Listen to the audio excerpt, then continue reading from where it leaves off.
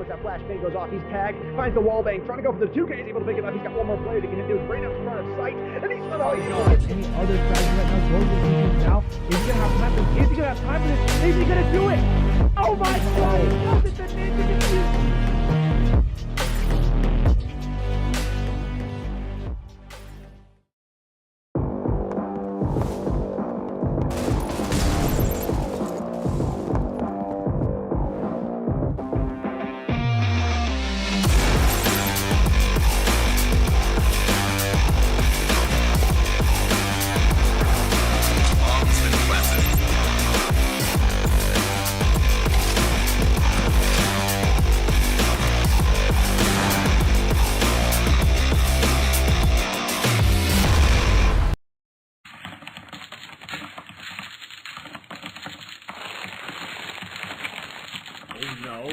No!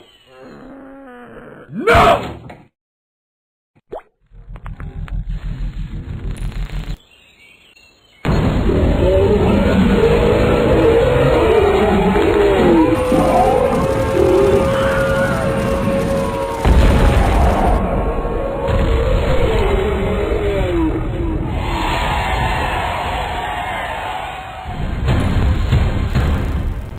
New Raging Gummy Fish. Get it now at gfuel.com.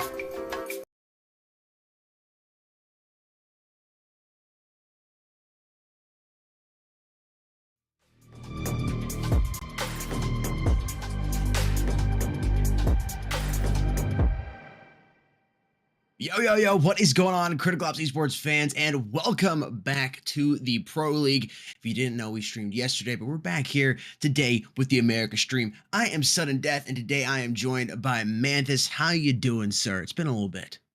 It has been a little bit indeed, but I'm ready to get back into the action. That is the Pro League Americas stream today. But again, before we hop into the stream, we're going to be doing a little bit of, talking about some information about how the Pro League works, the format, the prize pool, all that kind of stuff, so you guys can know what these teams are competing for. So without further ado, I think we're going to go ahead and get into the format. Just breeze through it real quick. Again, we already had the qualifiers for the Pro League in the previous week, and now we are in the round robin format, which is going to be where the top 8 teams from the qualifiers move on and compete. Again, last time there were qualifiers, but going forward, if you want to compete in Pro League yourself, there's going to be a Circuit Intermediate Series. As you can see, the first and second place teams from Circuit get moved up and replace the 7th and 8th place from the Pro League at the end. As well, there's a decider match. The 3rd place of Circuit will go ahead and fight 6th place from the Pro League. And that's just how it's going to work as far as moving forward with the Intermediate Series going forward.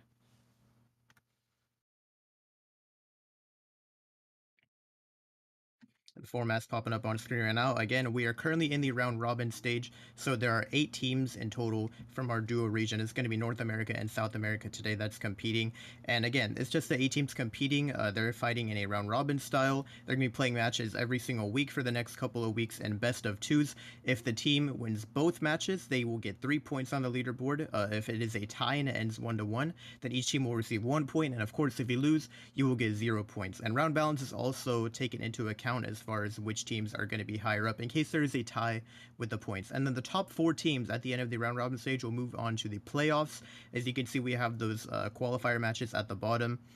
So we have the 1st and 2nd place. They're going to fight each other. The winner of that goes straight to the grand finals. And then the loser has to go through a bit of, more of a challenge with single and double elimination bracket with the 3rd and 4th place teams. But ultimately, the winner of that will go ahead and face off in the grand finals, which is going to be later off in the playoffs. Again, right now, we're still in the round robin stage. So we have a bit of a ways to go before we get there. Yeah, and as Manthus mentioned, we're here in the round robin stage starting March 16th, going all the way to April 16th. So we got a lot of the round robin stage before we head into the playoffs, which we start in the weekend of April the 22nd, going into the 23rd, and the week after that as well for the grand finals. Now, the prize pool. What are these teams playing for? Manthus, you want to run that down for everybody in chat? Yeah, so we can see the prize pool popping up on screen right now. Again, there's 2 prize pools actually. So one of them is for the round robin standings, which is what we're in right now. The second one for the playoffs. So first off, for the round robin, we can see first place gets 40 event cases and 40 premium cases throughout the team. Second gets 30 event and 30 premium. Third gets 25 event and 25 premium. Fourth through sixth will get 15 event and premium cases, and seventh and eighth will get 10 event and premium cases. Again, these are just based off the leaderboard standings at the end of the round robin, but there's also a second set of prizes. That's going to be for the playoffs for our first through fourth place teams. First place will be getting $3,000, that exclusive Pro League champion skin, 5,000 credits, 50 premium cases, and 50 event cases. And second place will be getting $1,500, 4,000 credits, 30 premium and event cases. Third place getting $1,000, 3,000 credits, 20 premium and event cases. And then fourth place getting $500, 2,000 credits, 15 premium and event cases. A lot of goodies overall throughout this tournament. 100%. You can see the qualifiers pop up here on screen right now. Of course, those that are not crossed out have moved on. Those that are crossed out went ahead and got the left swipe. Now, one thing we do want to quickly mention is the Resurgent Phoenix matchup here versus Underestimated. We actually have Unbreakable, which will be playing as Underestimated, Violated, TOU. Who means Unbreakable went ahead and moved on over that, and they will be matching up versus Resurgent Phoenix later today. Anyways, let's go ahead and take a look at the top 8 teams here for the qualified teams for the Americas. Yeah, a lot of familiar faces, some new ones as well. A lot of teams might change their names or, get some roster changes. A lot has happened since World. It's been a couple of months, but we can see our top 8 teams here. Again, a mix of North America and South America teams to emphasize for everyone watching. So they're going to be competing together in one league, unlike how we've done it traditionally with Circuit in the past, where it's 4 regions. We're not doing 2 duo regions. So you can see a mix of both regions here in these top 8 qualified teams.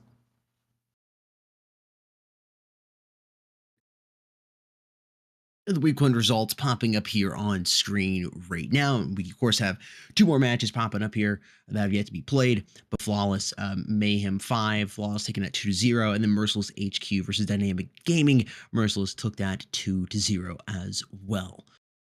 Well, housekeeping is over. Everything looks nice and clean. Let's go ahead and start making a mess here. Resurgence Phoenix versus Unbreakable is the first best of 2 coming up here. And again, no teams are getting disqualified this week. We talked about that. We'll see if Resurgent Phoenix is able to take a 2-0, or if Unbreakable is able to do that, or maybe it'll be a tie either way. I'm curious to see. We can jump in here and take a look at the rosters here shortly, but I'm also curious to see what your thoughts are in the chat. Of course, you can vote using the community voting system on the website popping up right here on screen. You can either go ahead and type that into your URL or just scan that handy dandy QR code right there. Super easy to go ahead and get over to that website and cast your votes now. Let your voices be heard there. Of course, earn big prizes by voting here in the Pro League matches. You can see those on screen. And of course, you get the amazing feeling of going, nah, I was right and you were wrong. Definitely curious to see how these the voting goes this week as we go through the entire Pro League as well. Manthus, you want to go ahead and talk about Resurgent Phoenix and their roster? Yeah, again, let's break down the rosters for our first matchup today, Resurgent Phoenix versus Unbreakable. First off, starting off with Resurgent Phoenix. Now we can see their tournament history, Circuit Seasons 1, 2, 3, and 5. Look at all those first place standings, as well as Embers of Victory Season 1 and the World Championships. They play second place. Now, you might be wondering, we don't recognize this team. For everyone wondering, this team was previously known as Evil Vision. They've now rebranded under the name Resurgent Phoenix, but they still have, pretty much the same roster, the same stats as well to back them up, and we get to see their incredible standings from all those previous tournaments. Again, looking at the roster here, we have everyone we recognize: Metal, Cool, Henrico, Heroes, all the incredible players with those amazing stats. Again, Metal still probably the world MVP. I don't think that's changed at all. Even though they play second in Worlds, that man is still the best player in the world as far as raw statistics, with a super high rating and an 81% win rate. Yeah, Metal's absolutely nuts.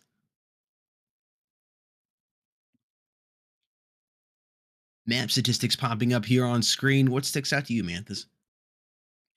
I mean, what sticks out to me, I guess you could say just the 100% on Soarin' Village. Again, maybe those maps haven't been played as often as the others, but overall, I mean, everything is like above the 60% as far as the win-loss ratio. And again, these are just their previous tournament standings. So it just shows that this team is pretty much overall dominant when it comes to, how well they performed on all of these various maps. And definitely it shows at least that they have a little bit of variety. They've played all of the maps. They're not skipping out on any of them.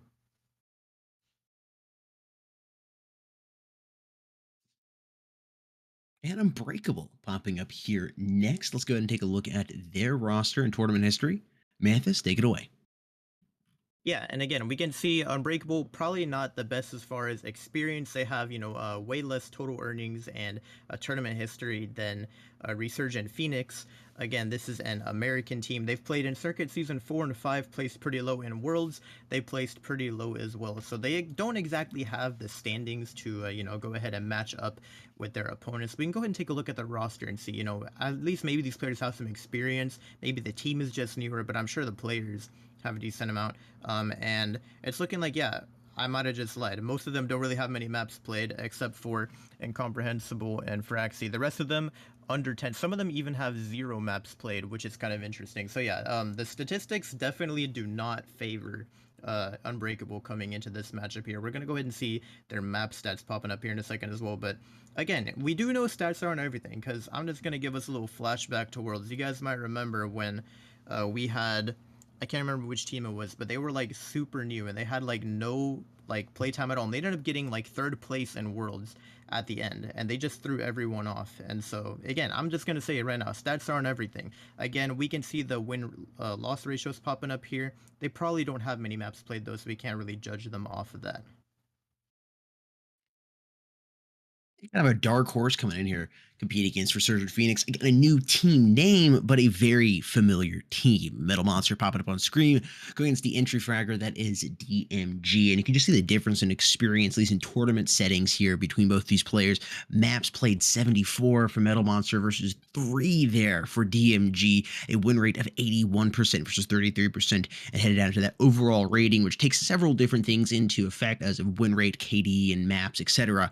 1.83 to a 1.05 rating there for DMG. Definitely the Metal Monster looking a little more stacked there. What are you thinking of Cool and Awake here, Mantis? I mean, again, I don't know what to say. I mean, I'm just looking at the stats. We have 0. This man has literally never played a tournament in his life, at least a major tournament, you could say, versus Cool. He has some good stats. So again, maybe this is like, sort of a newer team, or maybe these players have played before, but maybe under different teams. Some of them not so much. Maybe they're like new recruits for the teams, because again, to qualify for Pro League, you only needed 3 players from Worlds who competed recently. So they could have a roster of a lot of newer players, and I think that is the case for Unbreakable here, because as we continue to go down this list, we're going to see a couple more players with literally 0 maps. Yeah, here we go again. Fam as well. I mean, he is the entry fragger, but he has no maps played, just that default rating. Henrico, however, again, like, so many of these players on the side of Resurgent Phoenix just have so many maps played and such a high win rate because they've been the dominant team in the South America region for so many years. Yeah, it's definitely interesting seeing these players from Unbreakable coming in here with very low stats going against Resurgent Phoenix. Either it's going to result in an absolute slaughter for Resurgent Phoenix, they're going to be just putting Unbreakable out of the misery very quickly, or we're going to have a surprising match on our hand. Here's Heroes going up against Pax. You can see you get 46 maps compared to 3 maps, and overall win rate. I got to say this, EV, Resurgent Phoenix here, their win rate is nuts. I mean, you were talking, most of these players are at 70+%. Next Yeah, player's and again, popping up that's just here. like so great. I mean, having that high, consistently that high of a win rate, like that just already tells you there's a over a 70% chance we're probably gonna win this next match coming in. Like for the upcoming map. Not even just looking at the stats, just like that's how well we've performed in the past. Again, we can see Incomprehensible here. He is the player with the most maps played. He has a 57% win rate and a 0.83 rating. Again, not the best compared to Resurgent Phoenix, but he is one of the few players with much experience on the roster. We can see Blame popping up as well now. Again, 4 maps and a 0% win rate, 0.47. I guess you could say Blame not been having the best performance so far. On the other side, we do have Good. Again, 38 maps, 82% win rate. I think the stats speak for themselves when it comes to Resurgent Phoenix. 100%. Resurgent Phoenix definitely the top dog here. Wouldn't be surprised that when we see the community votes pop up a little later on that they're leading by quite a fair amount. Here's Fanatico versus Froxy, and you can see that 23 maps compared to 12. These are players lower here on the leaderboard or on the roster itself. So your stats going to be a little closer, but still, I mean, that's almost double the maps played experience there for Fanatico, and rating is, again, about double. The map pool popping up here, and that's right. We only have 7 maps we're playing here in the Pro League. We have a few maps that have been left out, Legacy being one of them. We're going to go ahead and see what teams have decided to ban and what teams have decided to pick these maps coming up here now. It should begin with the map ends. Again, the maps are going to be cycled through in the future seasons, but for now, these are our 7 maps. We've left out Bureau, Legacy, and Castello, and these 7 are the ones that the teams have to pick from right now. We're going to go ahead and see what they went ahead and voted for, because it is a best of 2, and the way this works is they ban 2 and then they pick their 2. So we're going to go ahead and see what our first ban on the list is. For the map vetoes, it looks like Village getting that left swipe, and then our second ban is going to be Raid, so taking out those 2 maps, and then now we have the selections, which is going to be on Port for our first map, and then Plaza for our second. Canals, Grounded, and Fort getting left out. Port for map number 1. Gotta love that. And headed over to the classic Barcelona, aka Plaza. I guess that's Plaza, aka Barcelona. For you old dogs out there, you know what I'm talking about. Coming up for map number 2. Excited to see that. And I think we're almost ready to go ahead and dive on in here to this matchup between Resurgent Phoenix and Team Unbreakable. Again, make sure you cast those votes over there at the Mobile Esports voting page. Link is in the video description, as well as shout out to Nightbot, who's been dropping that there in the comments section. And you can scan that QR code if you go ahead and drop back a little bit. Again, the maps popping up for those that didn't hear. Going to be map number 1 will be Port, and map number 2, Plaza. Let's go and take a look at what the community thinks about how this is going to go. Again, we have a pretty high favoring in terms of Resurgent Phoenix. I mean, 82%. That is definitely something to say. You know, the community definitely thinks Unbreakable is not winning this. Again, 18% in favor of Unbreakable, but most people are favoring Resurgent Phoenix as the winners. Just looking at the statistics, you know, I mean, it's a safe bet. I'm not going to lie. I would definitely say Resurgent Phoenix might win this as well. Yeah, I mean, definitely looking at the stats, that's definitely the road you would want to take. It's definitely paved, got some signage on it, heading down the Unbreakable road. It doesn't look like it would be a very smooth ride, but hopefully we'll see some of an upset here. Now, no, we definitely saw that again in Worlds. We had teams coming in that the stats didn't match up, but the play style was definitely there and caught some more experienced veterans off guard. And I'm hoping that's what we're going to see today in this matchup between Unbreakable versus Team Resurgent Phoenix. And for those of you just joining, you might be looking at the qualifier results and thinking, okay, you know, it looked like Underestimated was going to be moving on, and they did. They ended up beating Unbreakable. However, they were DQ'd like a chocolate dip cone due to misuse of the TOU. So that is why Unbreakable has moved on and is facing Resurgent Phoenix. And I think we are just about to go ahead and dive on into this matchup here. We're waiting for the final confirmation. Manthus, what are you thinking here? You know, honestly, what I do think is that if there is any map where the stats maybe don't show at all, I'd say that's Port. Because at the end of the day, Port is one of those maps where you got the good teamwork, you got the good utility, you can ultimately, you know, go ahead and prevail. I think it's one of the best maps in Critical Ops as far as, you know, just competitive playstyle and all the options you have. But I do think we are ready to go ahead and hop into the knife right now. Go ahead and see who's going to be starting on what side for our first map. So let's get right into it.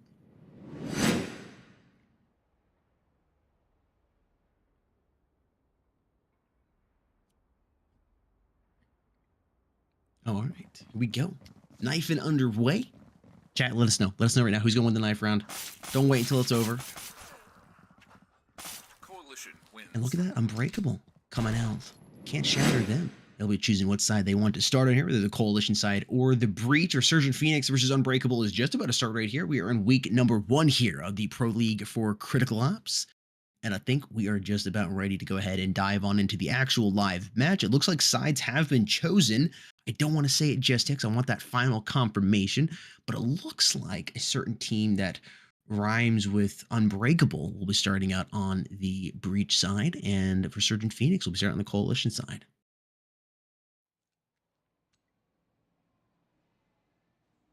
And we are live, hopping into the pistol round here. Unbreakable has in fact chosen the Breach side. Resurgent Phoenix going to be on the Coalition side. You know, maybe Unbreakable want to give themselves a bit of a cushion coming into the second half. And it looks like starting us off, we're going to be taking it with the B long execute. Everyone already making their way over there, including the bomb. A couple players hanging back over towards the mid. I like this strategy for them. Make sure if they can, you know, spot any late rotations or anything. But so far, they haven't made a commitment yet. But Resurgent Phoenix might be ready for the B hit. I mean, 3 players over here playing super passively. Heroes does spot one as well and choose to back up. Now Blame is gonna sit tight, but oh man, the gunfight's about to start happening. Incomprehensible opening it up, gonna take out Good there. And Cool comes in from the back, he's able to get a double headshot, almost gets a triple, but he's gonna get traded out by Metal. And now it is down to a 1 versus 3. Awake is all alone, and he's got to try and do the impossible here. He's gonna push down a little bit, able to drop one there, but Metal with a clean and easy trade. Resurgent Phoenix having an incredible start to our first map.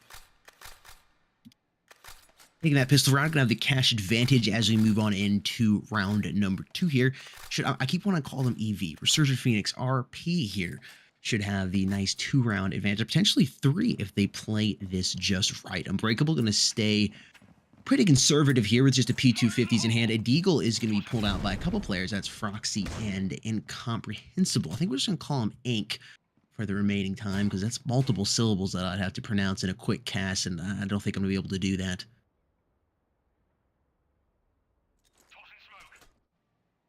A lot of slow gameplay here. Yeah, no. Okay, the flash comes out. We've seen some teams when they're in this, the second round, they move really fast, just try to get over quickly. So I like to play.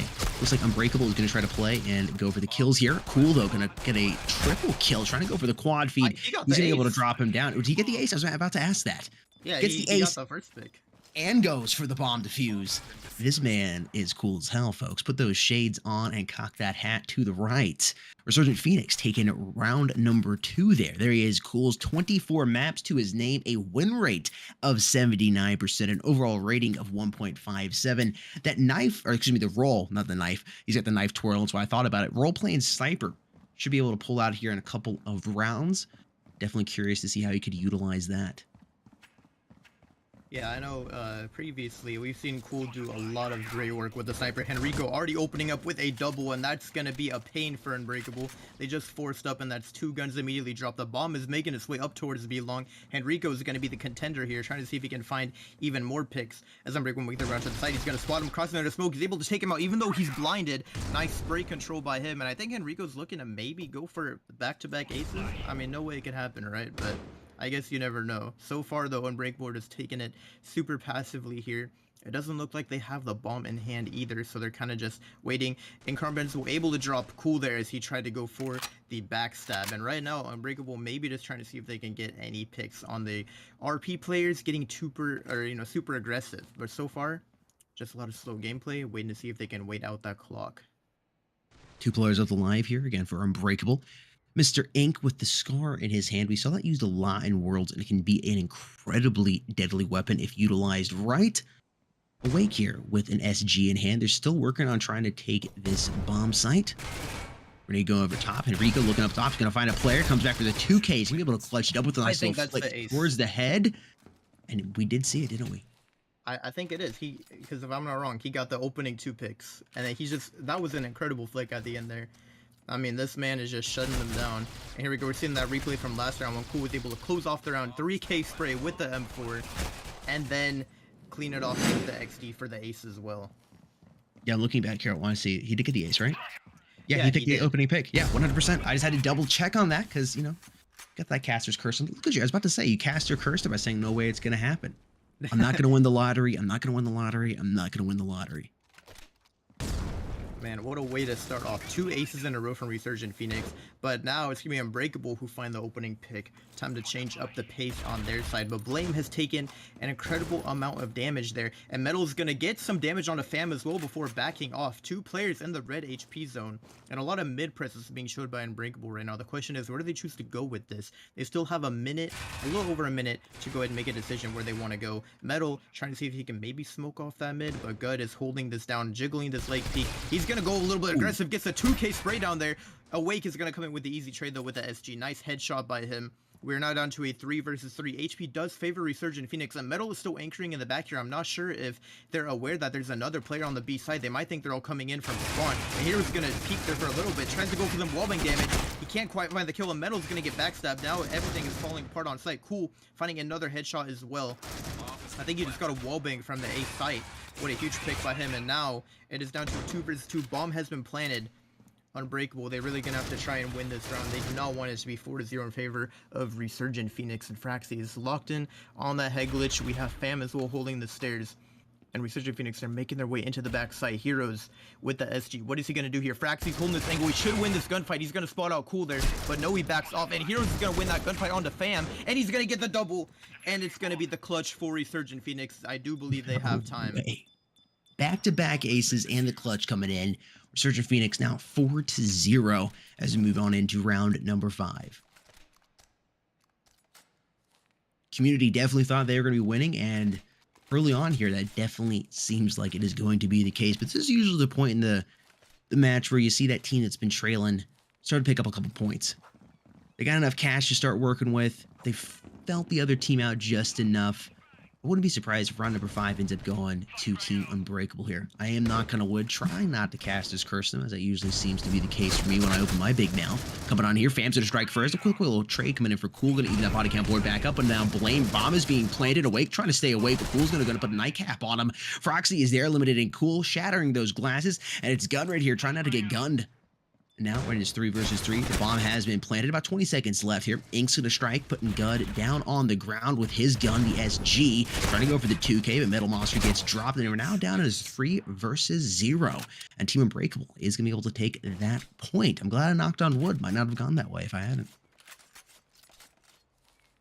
Yeah, first point on the board, that's huge for Unbreakable. And again, maybe we take a quick look at the scoreboard, because we all do have a South America versus North America team. And you can see right now, it looks like it's going to be a Resurgent Phoenix actually playing on the America server. So they all are lagging right now. So even though they're not on their own server, they're still having a good start. And the second map will likely be played on their own home server. So I definitely say it's a good start for them. And we're getting another attempt at a fast AXE. But what is going on right now? They're like all full blinded, just staring at each other.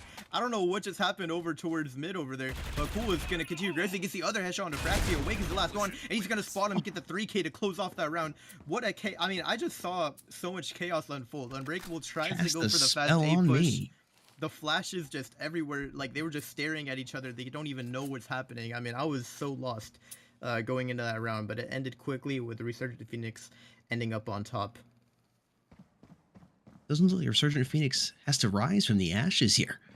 5-1 lead, retaking their lead back up to 4 over Unbreakable, and they're looking phenomenal here on this coalition side. Getting a little bit aggressive, pushing up. Metal Monster gonna have to contend with these players, firing multiple shots, not able to connect on anybody. He's gonna go ahead and back up and respond with a little bit of flashbang of his own. These players, Cool's actually gonna pick one up through the smoke. This guy's absolutely on fire. He's dumped some ice on him, cool him down just a little bit. Bomb is beginning to move over here. I gotta give props to Gud. He's in a really good spot right now. He might be able to get 1 or 2 picks if he can catch him off guard, but I think they're a little paranoid about it right now. We can see Incomprehensible is holding it, but right now the bomb is making its way up over towards B, and I think Gud is about to take out that player over towards B long. Yeah, he just gets shot in the back, and that is a player down on the side of Unbreakable, and now the flashes are coming in for the potential execute, but Cool again is here, just holding down the same angle. Henrico's gonna find one as well, and Awake is the last one, but I don't think Unbreakable are doing anything on this round, and no, someone definitely needs to stop Cool. You are right, we haven't even seen him without the Erasure yet. He's just, you know, shredding everyone with the assault rifles. He doesn't need to pull the sniper out the way he's playing with that AUG right now. Definitely need to try to cool him down here on the Unbreakable side. Currently, Resurgent Phoenix is leading 5 over Unbreakable as we move into round number 8. What do you do here? Got AKs in hand, some SGs as well, backing up Awake. You push over towards that A site, or do you wrap all the way around towards B? I think they've had a little more successful. Actually, the only successful round they've had is over here towards this A site, but that's typically not the way these teams like to play on the breach side here on the map of Port. Fam is going to open it up, drop you down Metal Monster. It's a great pick for him.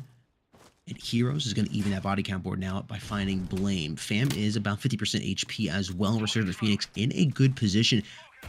Kind of taking a little slow on the Unbreakable side, don't you think? You're giving Resurgent Phoenix just a little bit too much time to get set up, allowing them to get a little too comfortable.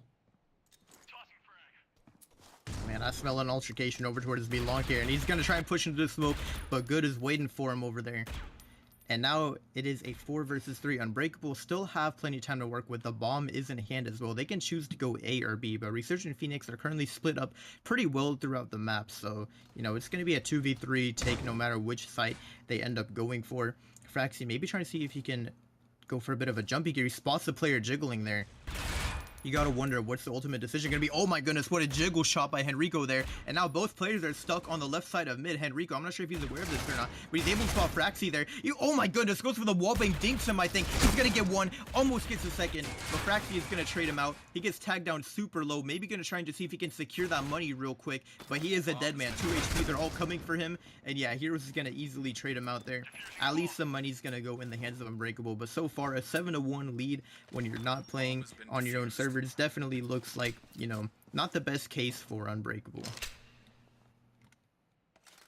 Definitely looking very fragile currently. Still plenty of time for them to work on the comeback, and as well as if they aren't able to do it here, there's map number 2. But Resurgent Phoenix has to be one of the best out of the top 8 that have qualified here. I mean, if not number 1.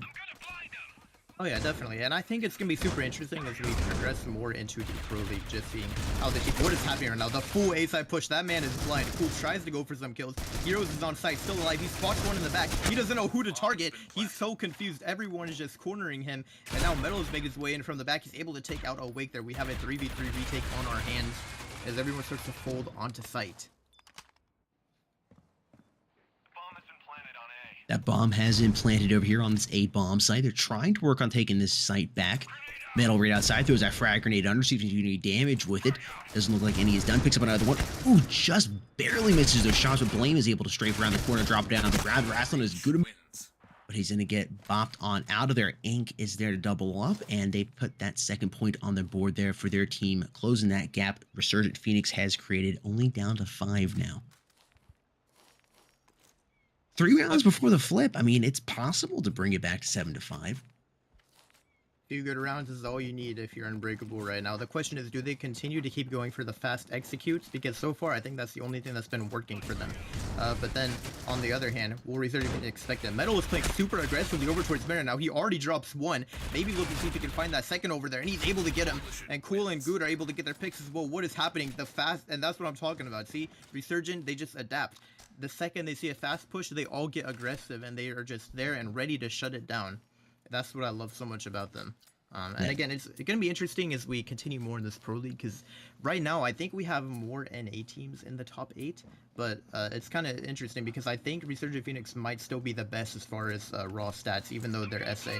And so it's going to be interesting to see how the team splits progress throughout time.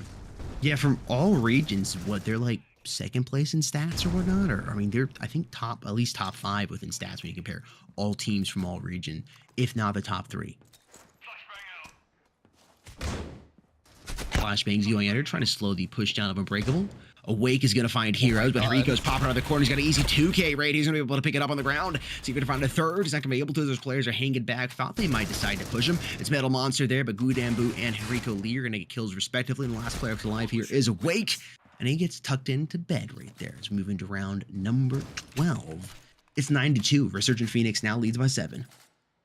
You gotta love the coordination for them, because you can see it's like as soon as they're ready to swing, those players they long are just prepared to refrag. I mean, you could tell that Resurgent Phoenix definitely have the teamwork and the chemistry down as far as their strategies and, you know, it's deciding how much map control they want to take. They're definitely, you know, they have the better chemistry than Unbreakable. I wouldn't even question it. And again, here we go with them getting aggressive, but the bomb taking it B long here. Incomprehensible has, you know, sort of hung back a lot in the past. The question is, will he be able to find value this time? Metal is the one on B side as well, trying to see if he can find some damage. Going for some wallbangs there, but no one is pushed up just quite yet.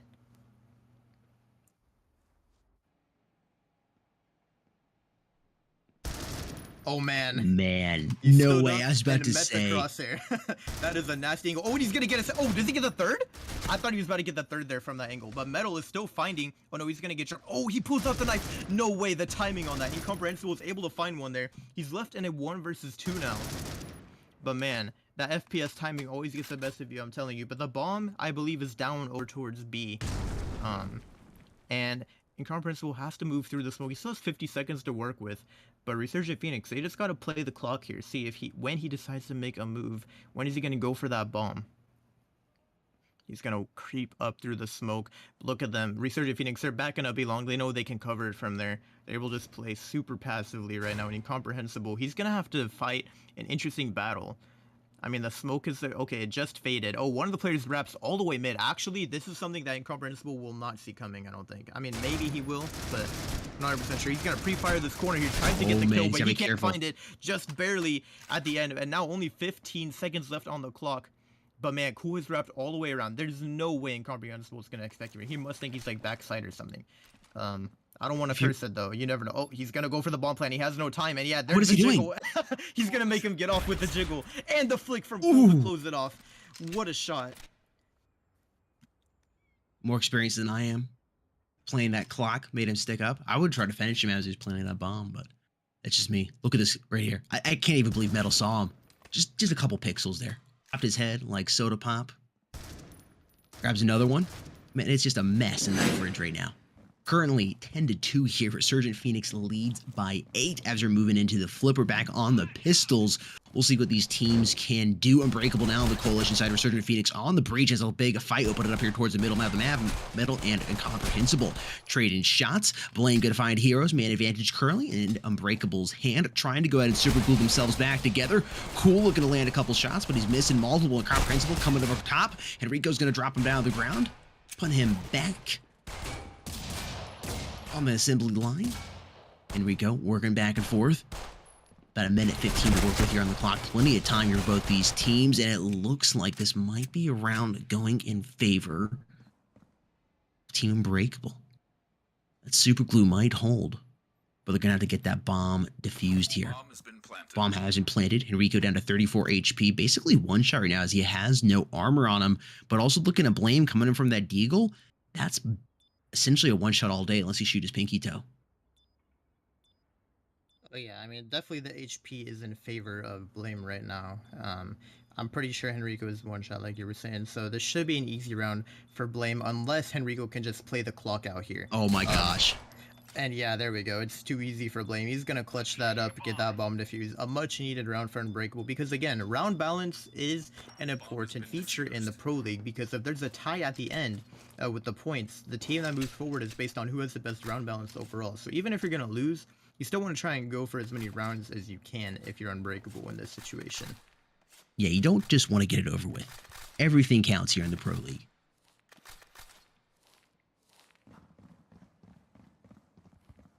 Round number 14 underway. Unbreakable winning that pistol round means they do have the cash advantage now.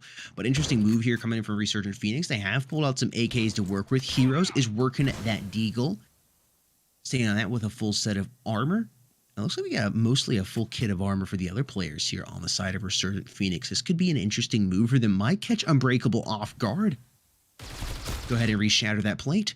Froxy says no, picks up the headshot, looks for the other one, tags multiple players, but Gudambu is there, is going to drop him down on the ground. Blame now taking his lower spot, and then pick up a kill there in Enrico, and it's one player up to live who is Heroes, trying to play Hero with that AK-47 in his hand. You better be careful not to get that cape stuck in any of those stairs as he moves up. He's just gonna take that wallbang dinking Incomprehensible. I saw him get a kill earlier with that, and he's gonna dink him as well through the wall. That's gotta hurt for Heroes. But right now, he's gotta decide where to go. But no, the timing's gonna get the best of him. And Unbreakable pick up another round. And they actually forced there, so Resurgent Phoenix are gonna have to go for an eco. I guess they just wanted to try and get it over with, but they weren't able to prevail. And now we can see the eco round coming in. A lot of flashes in hand. I can smell a mid or A execute in the near future. I think you were 100% accurate that prediction. M4s in the hands of all these players, except here for Blaine, who's opted to rock that AUG. Famzir got a nice position, doubles up without too many difficulties, and it's Awake gonna find that third kill on Metal Monster. Enrico's in the sight, no shots fired from him, and it should be all cleaned up here by Unbreakable as they're continuing to glue themselves and put them back together. 5 rounds now separate both of these teams.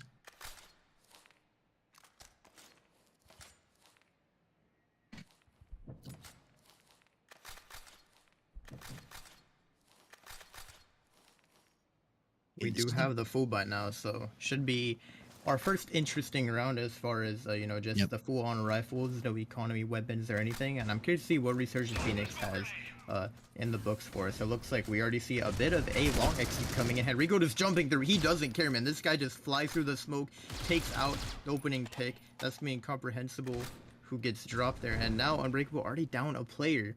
And Resurgent Phoenix, they're still not committing. The bomb is hanging back over towards spawn, just in case they decide they need to go for a B rotation, but Blame is holding a nice angle right now. And at this point, I guess it's just wait out the clock, see what Resurgent Phoenix has in store for the near future. We can see these players are pushing them a bit towards mid, gonna try and solidify that mid control. We now have a minute left on the round, and it's looking like they're maybe grouping up to go for a B execute here. They're at least grouping up over towards mid. And yeah, we see Metal sort of jump peek that a little bit. Awake is low, and now they're going to maybe go for this Flame Spring boost. He's going to get tagged down considerably low, and Good is going to be the one to actually drop him. And now they're going to go for the BXQ. Fraxi is the last man who is anchoring this site over by the box. The question is, will he get cleared over here? But no, the timing's just going to get the best of him. He's holding the wrong angle, and now Fam is all alone in a 1 versus 5, and Resurgent Phoenix are ready to stop the win streak that Unbreakable we're building up. Metal is going to clean it up and make it a flawless round for RP coming into round number 17. Absolutely phenomenal there. I was about to say, that's that, as you mentioned, Manthus, as we're moving into round number 16. This is about the point where you saw that team that just lost the last couple puts that point on the board. Same way where Unbreakable came in last round, or last side, that is. I think it was round number 5. I think it was 4-1. We see 11-5 now. First couple of rounds, you know, Yep. before the momentum is broken. Oh man, look at this flash play. Somehow Incomprehensible was able to get away with 1 pick before getting dropped. And now Fami's got to deal with the pressure. He's going to be able to smoke off the container. I don't know what's happening right now, but he's able to get a 2K spray down there on those players. And now Resurgent Phoenix, they're left in a 2 versus 4. They tried to force that AXQ, but it just didn't work out. Hero's ready for this player, but no! Blame is actually going to win that gunfight. And now Henrico is the last man standing, and he's able to drop 1 there. Spots 1 in the container, can't quite find the shots. Oh man, the jump peek is gonna get him off guard, and now the 1v3 situation. Henrico doesn't have the bomb in hand right now. He's got plenty of time to work with. I try to rotate. He's taking a big risk where they're exposing himself there by the containers. Over there towards A. That smoke is being dropped. Was he going to push around here towards... Oh, wow. Never mind. Not even an opportunity to try to push. His Fam is going to hit him there with that final shot and retakes that only 5-round difference for his team. 6-11 here. 2 rounds away from Resurgent Phoenix. Taking the W here of map number 1. Unbreakable definitely has a long hill to climb, but they might just be able to mount this summit.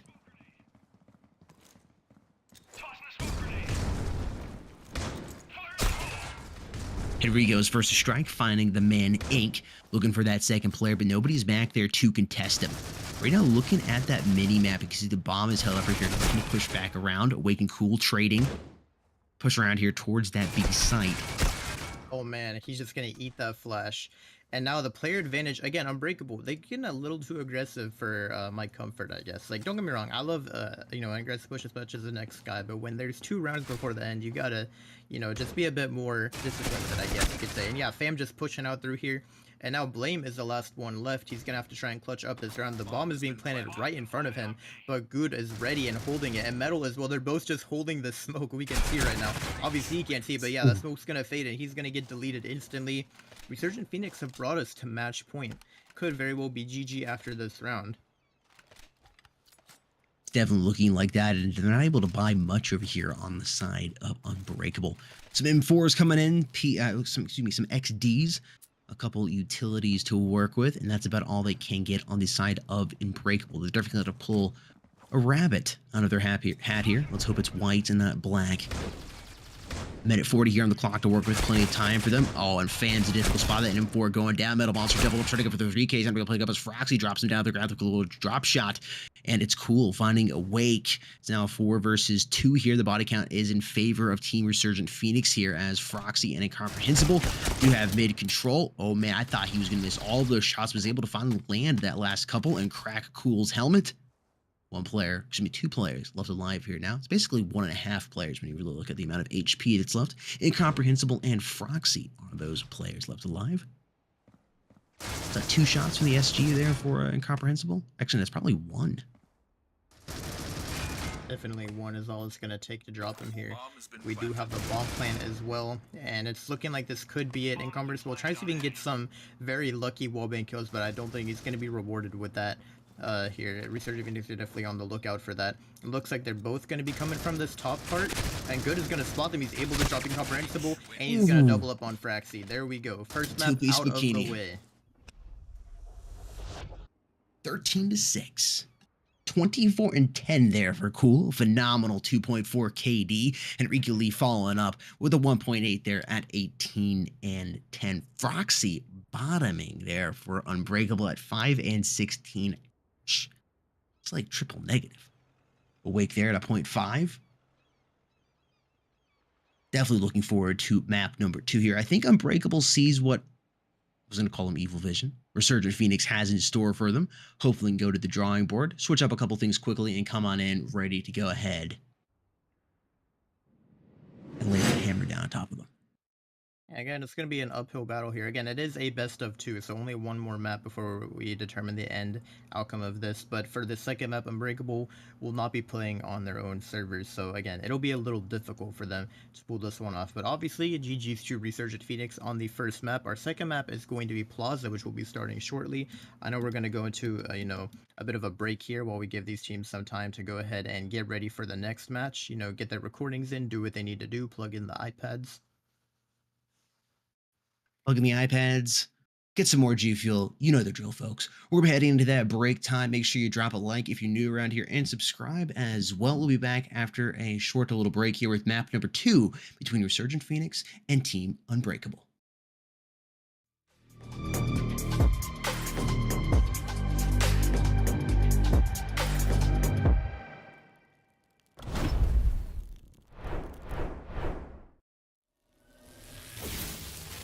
About a minute left here on the clock now. It looks like B is going to be the site of choice once again. You can see the bomb carrier over here. Reborn beginning to make his way up through B elbow. Rue getting a little aggressive moving down here. He's going to position himself perfectly here by the red truck. And his teammate Hakeem over here working with the AUG. He finds one. One is actually going to put down Rex, but Hakeem is playing strong. They're doubling up on site with his teammate Twirl getting a kill on Reborn. Now in this 1 versus 3, this should be quite easy for them to cross the 1 minute mark in round number 8. The bomb is moving over here towards 8 and about to have Hakeem. I think he's going to catch him off guard. They don't realize he's here. He finds one, trying to go for the 2, but he gets flashed. He's able to do a little bit of damage. His teammate Twirl coming in, staying strong, and he's able to break the armor. Over there on McLaren, and then there's McLaren going down, and Twirl somehow is able to pick up the 2K. It's 7-1. Round number 9 is now underway. Crossfire is currently destroying. So the 1 shot, 1 kill. And I don't think it's going to go into such a good favor this time around, considering it looks like the B site is where they want to go, and it's not good. I mean, it could be still a good move to make. It's like Hakeem still doing at least getting 1 with the flash and dealing some damage. Although, yet again, coming from the side for a triple and to a... Off the reload. Only 18 bullets in the mag. That could cause a problem. I don't know why McLaren didn't think to look. Now down to 1 versus 1.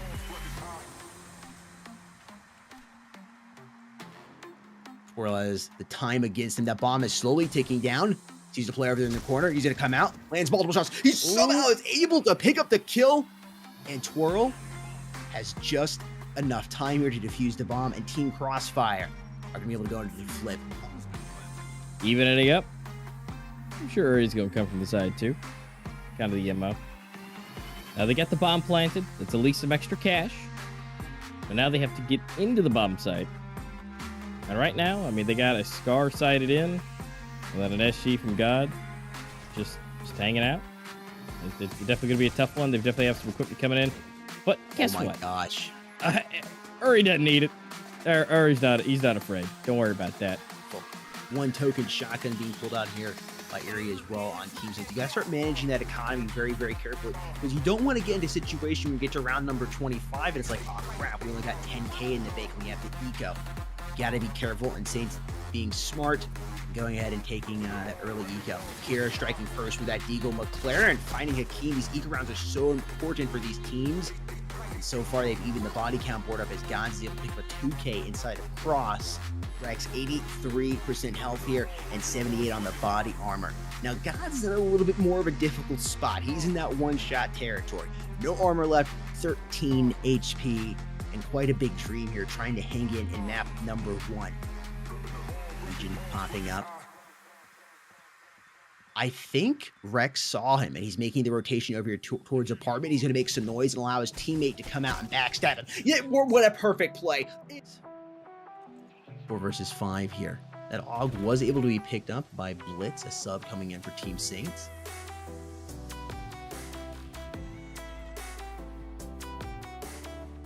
Got in a difficult spot. He's got 3 players about to pop out B-Long and 1 coming out of baggage. Always able to find the kill there on McLaren. He was low, he pops out of the corner, he's able to double up on Blitz. That AUG is not going to any use here, and there's probably not much more Team Saints is going to be able to do. 17-5 here to work with team economy-wise. It's looking like they might go 1 more eco here, and I think that's a good decision by them. Go ahead, take 1 more, build up as much as you can, and then come back into round number 6 swinging. Yeah, Oh my absolutely. Oh, I know it's only a pistol round, but still. I mean, you got 4. They have a bit of a better hand on grounded, seeing as they have 1 a lot more than 0, like they had on Plaza. So, and it looks like it's showing. They've definitely got it looking real nice. And I was about to go.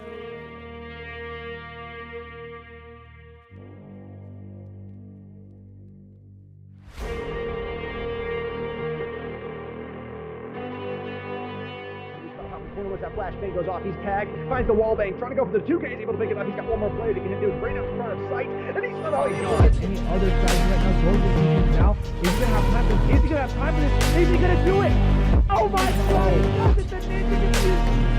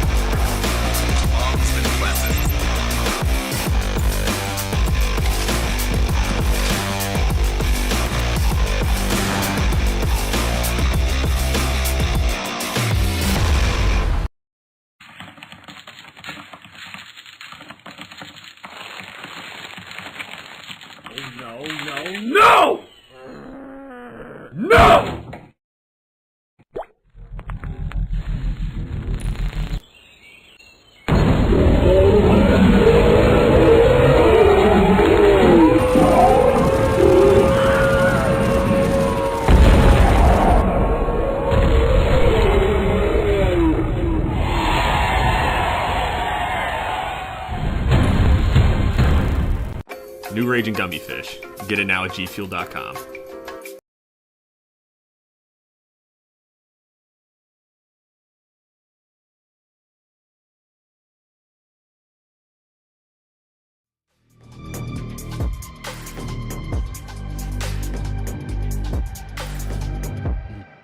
Raging Gummy Fish. Anything at gfuel.com. Use that code Esports Mobile for 30% off. That's Raging Gummy Fish or any flavor you may want. Got you covered at esports or at gfuel.com with that code Esports Mobile.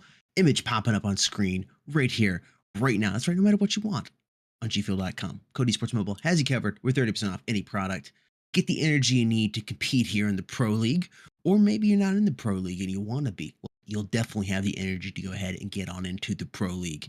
And you can read the fine print under that. Don't hold me accountable for those statements. But what I will hold accountable for is the fact that it tastes absolutely phenomenal. And just save some change on the amazing product that is G Fuel by utilizing that code Esports Mobile at checkout for 30% off anything on gfuel.com. Mantis, 1-0 here. Resurgent Phoenix currently holds that number 1 in their slot, unfortunately for Unbreakable. They have been shattered. They need to go ahead and glue themselves back together and get ready for map number 2 here. But overall, what did you think coming in for both these teams here, map number 1 and Fort? You know, I mean, again, I know I was saying earlier, but Fort, I think, is one of the best maps to just show which team has the best chemistry, the best map knowledge, the best utility. And again, Resurgent Phoenix just opened up, you know, with some great showings. Again, they did start on the Coalition, so we didn't get to see a full half for them on the Breach side. But regardless, we were kind of just seeing, you know, overall, they were winning the gunfights, they were playing better together, they were ready to trade each other, you know, they had the better the better angles, the better map knowledge. Overall, the experience was just really, sort of favoring Resurgent Phoenix coming into this first map. I mean, they were winning so many rounds. It was like 10-2 at the half, I think. I mean, you just can't compete with the stats if you're unbreakable, I don't think. No, you definitely can. I mean, overall stats, you look at that. This team is so experienced. They can formerly known as Evil Vision. Most of these players played in War, had a phenomenal placement, did really well. Unfortunately, not able, at least unfortunately for the fans of Evil Vision, or now Resurgent Phoenix, not quite able to finish, but an incredible showing from them and just an overall incredibly solid team.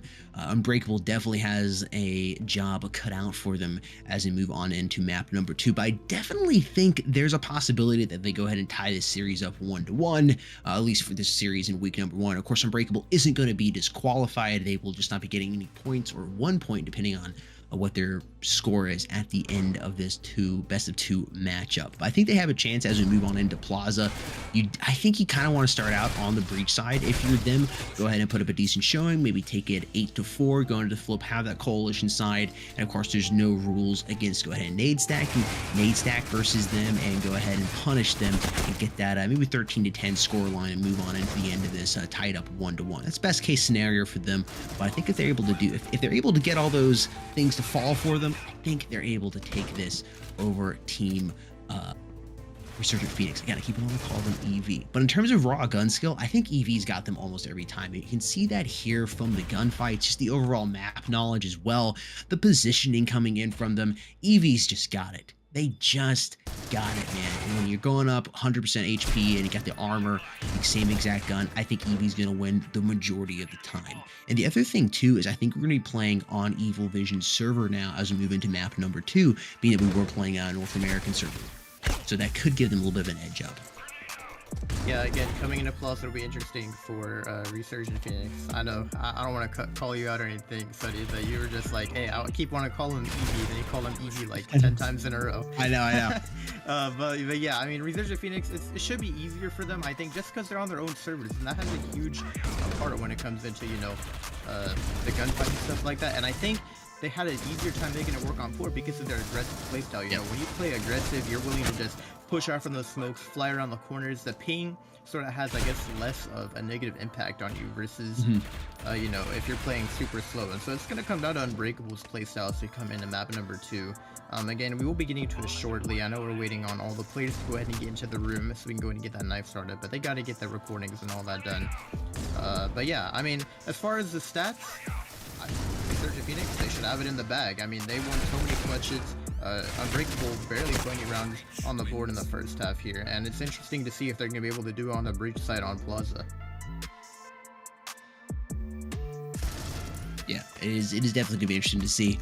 We're looking probably about another 5 minutes or so before we go ahead and hop on into map number 2 for both of these teams. Chat, let us know in the comment section down below who you think will be taking map number 2, whether that is going to be Team Resurgent Phoenix, formerly known as Evil Vision, or if that is going to be Team Unbreakable. Just got a few more players needing to join up here, and then we will be good to go. Now, something I did want to go ahead and reiterate, I saw a couple people mentioning this in the comment section, and that was why Underestimated wasn't playing today. Underestimated got DQ'd like a chocolate dip cone due to some violations of the terms of use.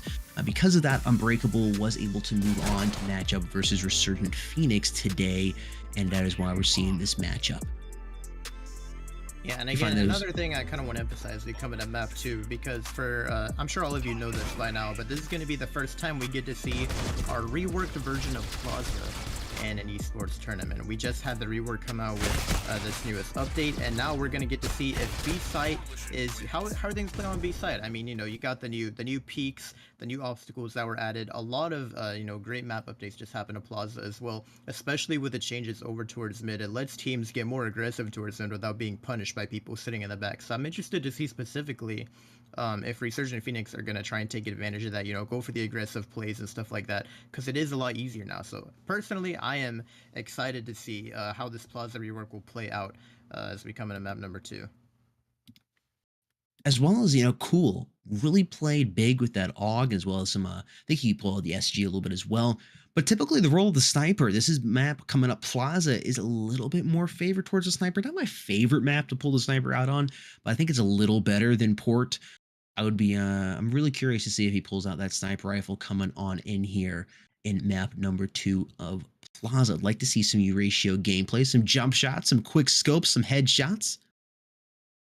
13-6 was the score from map number 1. For those of you just joining, that was Resurgent Phoenix that did take that. Definitely recommend you check out that round or that map after, of course, you watch this map number 2 live. That is going to be Plaza. That should be starting here shortly. Just got a couple more players you need to join, finishing charging those iPads and doing whatever else you got to do. Sometimes you really got to shake that G Fuel shaker, man. Got to get a little extra crushed ice in there. Make that nice and cold. You need the energy. I understand. For those of you that don't know what I'm talking about, like I've never had G Fuel before. Well, now's a perfect opportunity to check G Fuel out. You can use code esports mobile at checkout to get 30% off anything at gfuel.com. That's right. Your ears did not deceive you. You didn't hear a mirage. That's 30% off anything on gfuel.com by utilizing that code esports mobile at checkout. Not only get the amazing product that is G Fuel, but you get to save yourself some extra change there by getting 30% off. Normally 10%. Right now it's 30%. That's right, 30% off right now. Limited time only. Use it while you can. Definitely recommend picking up that blue ice. It's a classic. It's an OG flavor, but it's just the bomb. But that Raging Gummy Fish is not a bad one to go for either. Might give you some red Kira eyes as well. Manthus, you want to go ahead and run over the basic information again here for the Pro League? This is, of course, a new league we're starting. Some new information, slight tweaks compared to Circuit and whatnot. Why don't you take it away? Yeah, again, we'll quickly run down the format for everyone who's just tuning in. So right now we're currently in the round robin stage. Last week we had the qualifiers, and the top 8 teams from North America and South America together in a duo region moved on to the Pro League, which is what we're at right now. And currently we're in a round robin type stage where it's going to be 8 teams playing on a leaderboard every single week. Now you can see going forward that circuit is going to be how new teams can go ahead and participate in Pro League. So if you're wondering how come I couldn't get in the first Pro League, well, you can get in the second one if you play in circuit, because you can see by the end of this Pro League, the first and second circuit teams get replaced with 7th and 8th Pro League teams. As well, there's a decider match with the 3rd place of circuit and the 6th place of Pro League. And then we can also go ahead and take a quick look at the prizes just to see, what these guys are playing for, as well as just how the format is going to continue to work. Again, we're currently in the round robin stage, but by the end, the top 4 teams based on points on the leaderboard will move on to the playoffs. Again, the way points work, if you win both maps in the best of 2, you get 3 points.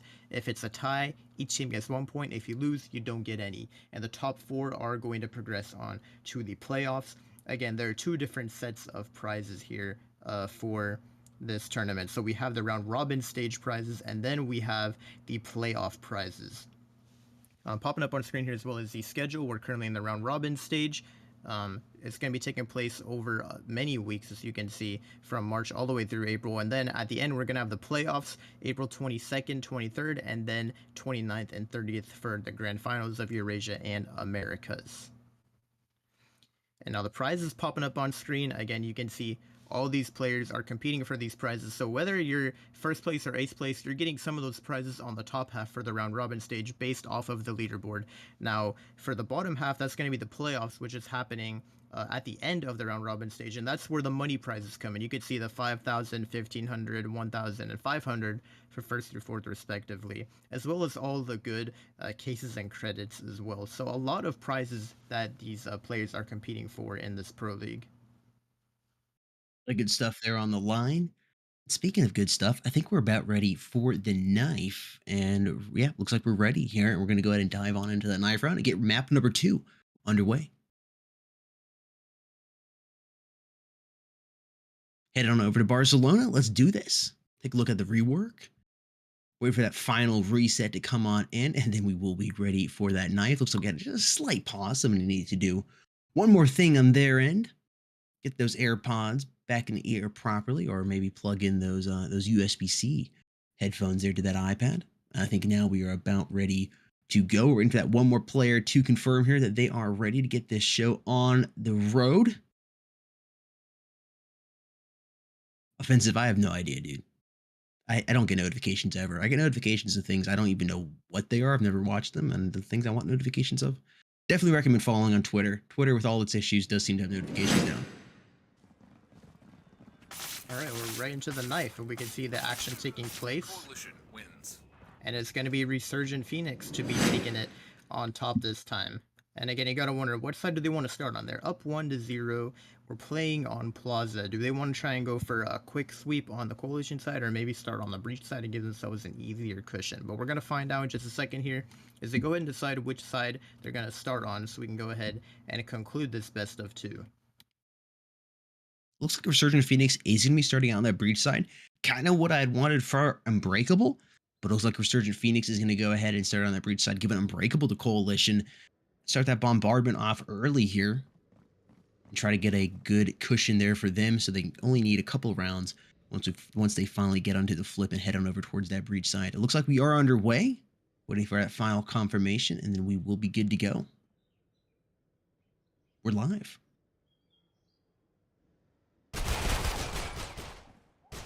Gonna be the action starting off over towards B long for this round. Heroes opening up with a nice double before his teammate gets taken out there. And it looks like the bomb is gonna back off. Metal is still locking it down with his teammate over there.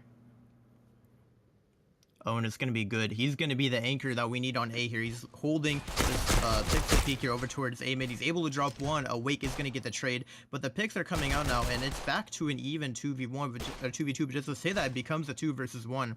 Now Fam is alone on the B side, and he is, you know, his position is aware, and he has to go for the bomb. It's not on him right now. And it looks like these players on the side of Resurgent Phoenix are gonna be playing together. And Fam, you just gotta decide what he's gonna go for. He spots both players playing together, and it's gonna be Metal to close it out. Resurgent Phoenix pick up the first round of the match. I was actually wrong there. Resurgent Phoenix on the coalition side, Unbreakable breach.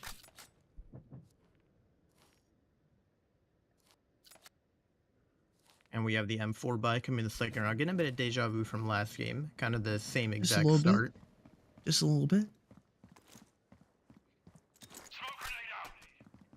Foxy and Ink with those deagles plot here for the breach. Oh, Metal's got a monster feed here. He got 2. He's got enough ammo to find one more. He's actually going to have to pop the reload. Pulls out the P250, trying to find him, but the smoke is going to go ahead and prevent him from getting it.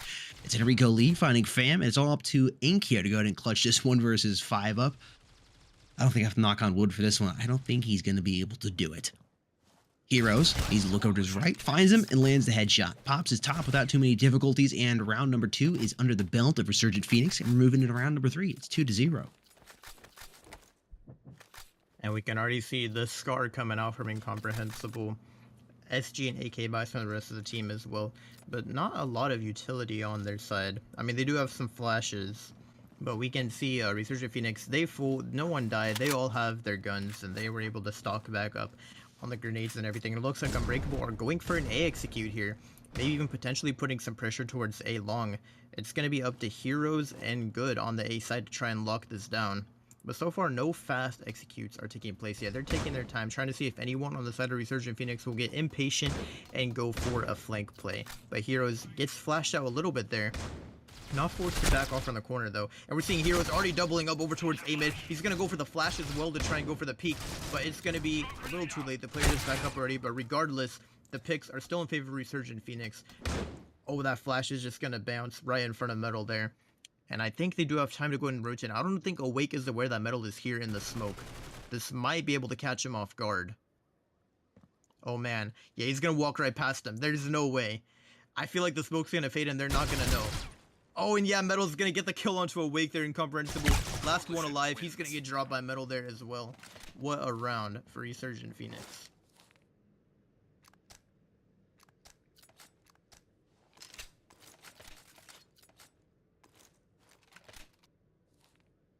Starting off to a very strong start here for Resurgent Phoenix, 3-0 currently as we move to round number 4.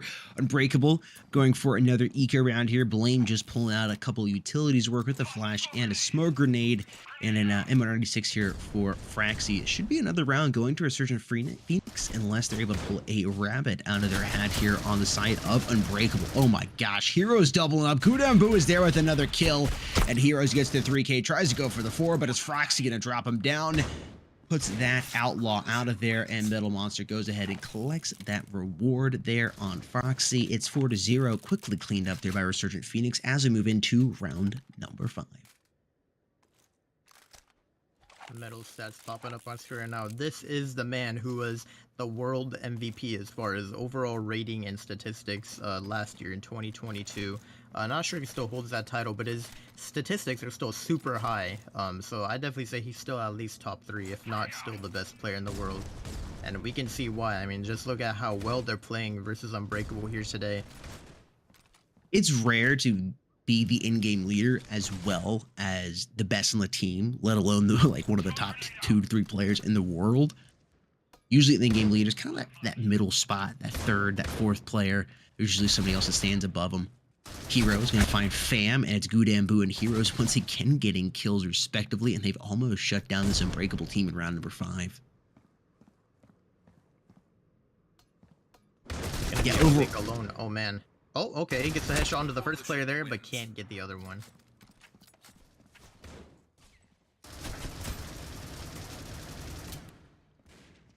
Oh man, we're getting a little replay action here. Again, Heroes was able to shut them down, get 3, tried to go for the 4th, and then Metal with the knife. Again, that's extra money in the bag for him. 1,500 for that knife kill. The money's definitely stacking up on the side of Resurgent Phoenix. Unbreakable are going to have to stop this snow pile from forming if they want any chance of winning this map. But it looks like a B execute is going to be what they choose to go for. Some flashes and smokes being thrown over towards mid, exchanging from both sides. Henrico is posted up in a very good spot right now. That flash is going to force him to back up though, but he's still going to get the kill on the Blame. And Unbreakable are down 2 players. It just seems like they're not coordinated. I mean, they're pushing while the others are just sitting back, you know? Not really working together as well as a team as I'd say Resurgent Phoenix are right now. Henrico able to take out Fraxi there with that cheeky little pixel peek. And it's all down to Fam and Awake in the 2 versus 5. And they have to make a move for the bomb here.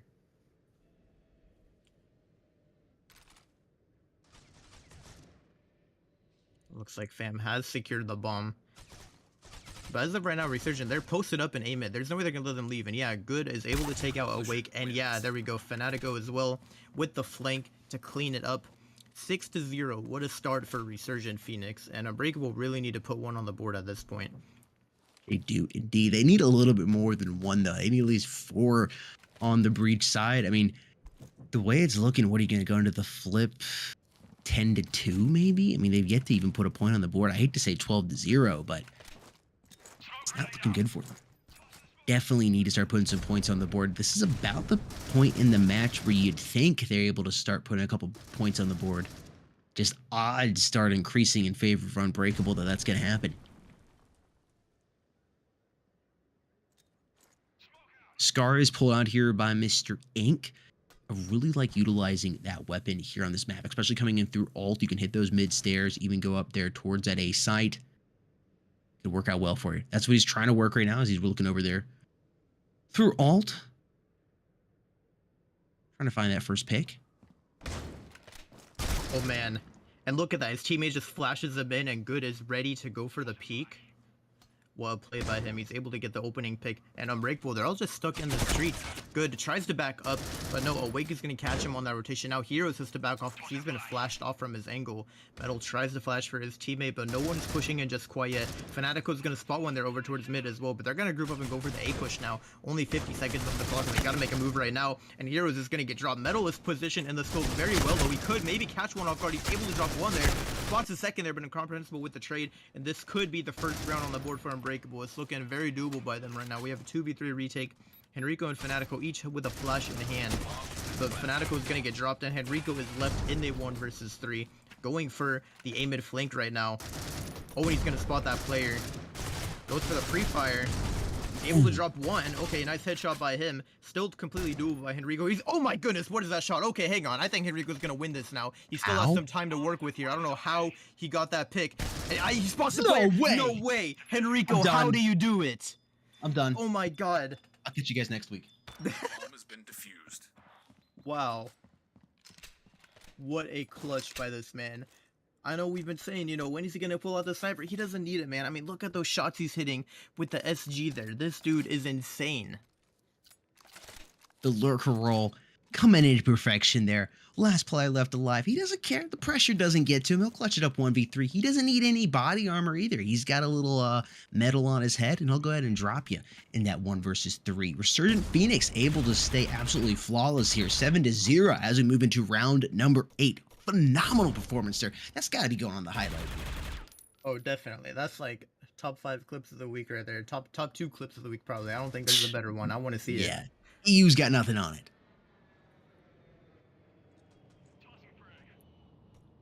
Now, Unbreakable, can they recover from that big upset? Got to be a little humiliating, too. You basically had that in the bag, and then you go ahead and let it escape. Incomprehensible, open it up with that Scar in his hand. He really needs to utilize that here, but those players on Resurgent Phoenix should be given the call out and letting everybody know that that Scar is over there by Alt. Ooh, fam getting dropped there by Mr. Gudambu. Now, in a 4 versus 4, one player having been dropped on each side of these teams. 57 seconds on the clock. What do you do if your team Unbreakable? I think you need to make a hard push towards B. Do it They quick. do have a lot of utility. I like the strategy of like waiting out for the utility. Like they pretty much made Resurgent Phoenix use all of it. They have 1 flash in total across all players.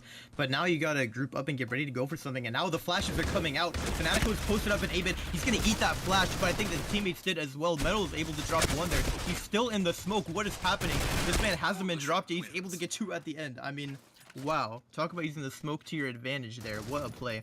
And we're seeing the clutch now in replay here from Henrico. I mean, that first headshot and then just a little jiggle tap here on that player is what really said, like, what is that? Like, I don't even know what to say to that. And then just the clutch for the 1v1 here, spots the shoulder. I mean, I don't know, man. That's incredible. I cannot believe that they let him win that. And really, it is kind of a let. What, he was under 50 HP with no armor either. Essentially 1 shot, 1.5 bullets would have dropped them. Yeah, no, he was super low as well. Again, and maybe you could give it to the ping advantage for that. He is playing on his own server. Maybe that's why it was a bit easier of a clutch for him, just because he could react a little quicker. But I don't know. Yeah, maybe. Should have had him. oh The my, washed what up is pro happening? player. Oh my gosh, Gudambu. Ooh, he's too good, dude. Henrico's going to find blame, and it looks like it's about to be 9-0 here, unless Unbreakable is able to start cutting these players on Resurgent Phoenix. You need to start using those elbows here. Got some cut glass on them. 2v3 now. Body count board is in favor of Resurgent Phoenix, and they are moving back around here towards the bowl. Oh, I don't and know how Hero's he hit just that. locking it down over in the fort. Man, Awake trying to be cheeky here. Did he throw that frag grenade out? That was clean. That was super fast. Choking the animations out. But Hero swooping him, hitting him with his laser vision. You can't grab the kryptonite. And he's not leaving for the Fortress of Solitude just yet, folks. He's sticking around for another few rounds.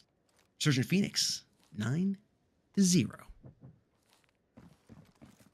Yeah, you know, I know we kind of had a similar scoreline, but at least Unbreakable had a couple rounds last time. It's looking like Resurgent Phoenix could go for the 13-0 here if Unbreakable can't put a round on the board. So far, there's still gameplay. I mean, again, I can understand why they're doing it, but it's just they can't close out the round at the end, like after the utility has been dumped on their side. But again, right now, they don't have much to work with either on their own side. But Blame is going to open up with a huge pick on a Fanatico. Henrico is there ready to refrag. Metal is going to spot a player there's open. The smoke fades, and he gets stuck between a rock and a hard place. Now Henrico is to back up over towards house, and is going to drop to B side, try and reposition with his teammate Good as they lock down B. Incomprehensible holding for the flank, but I don't think it's going to happen this time around.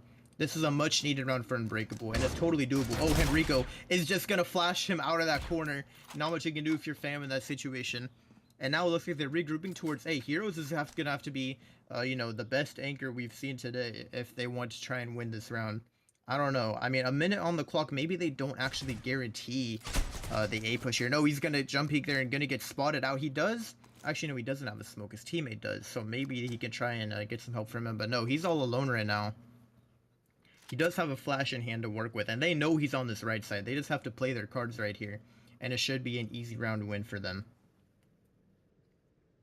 Oh man, incomprehensible. He has the really good lurk here. Does he clear the door? He doesn't clear the door. And now good. He's able to drop 2. Only one more player left. Picks up the scar. And he's able to get the 3K.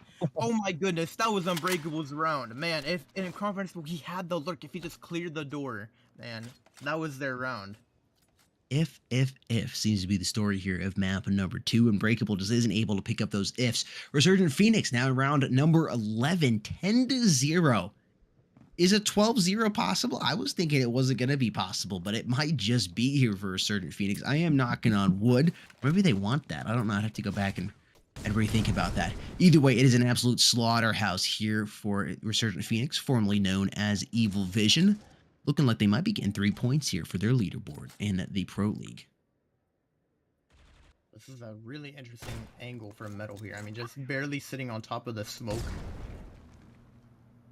But it's going to fade soon, and he's going to be probably not on the best spot. Yeah, Blame is going to be able to drop him there. And Rico chokes the gunfight as well. Hang on. Maybe this is another round that could potentially go in Unbreakable's favor. It is down to a 2 versus 4. Make that a 2v3. Both players are on A right now, so they have to retake on the B side. Unbreakable need to get this bomb down if they want to win this round. And it looks like they're going to do just that. The house player is going to drop all on site. So actually, they're giving up a lot of map control by doing that. And look at that. Blame gets too aggressive there. That could be a terrible mistake to make in that situation. And now they're gonna play together. And I notice this a lot about Resurgent Phoenix. If they're together, they always like rotate together. They don't split up in these retakes. They go and try and play for the trades. Like, you know, they at least try and reposition together before they go ahead and peek. And now they're getting ready. Hero's making his way over from B long. Incomprehensible holding spawn. I don't think they expect the B long rotation here. And Good is going to pop out through that smoke, and the flash hits Incomprehensible. He's stuck on this head glitch right now. This man is being surrounded, and somehow Resurgent Phoenix bring back the 2 versus 4. I don't know how they keep doing it, but somehow Unbreakable just throwing away these rounds that should definitely be winnable.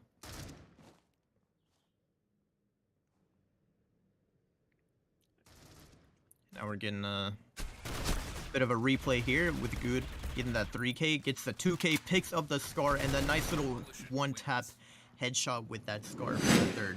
But man, I'm telling you, that was like such an interesting play from Unbreakable there. I mean, it was a 2v4 or 2v3, and one player just swung the spawn. Like, why are you doing that, man? Like that probably tossed the round right there. It's just you had the positioning.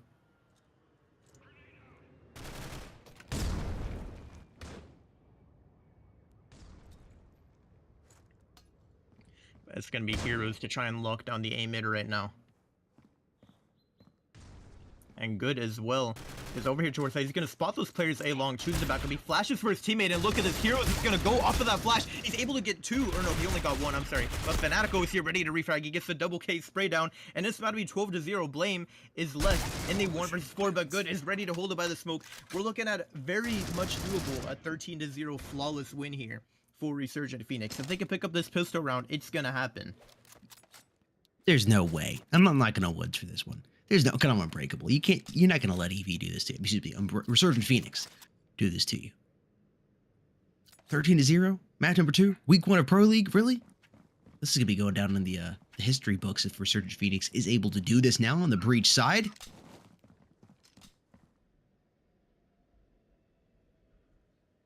So far, we're getting the slow gameplay from them to open it up.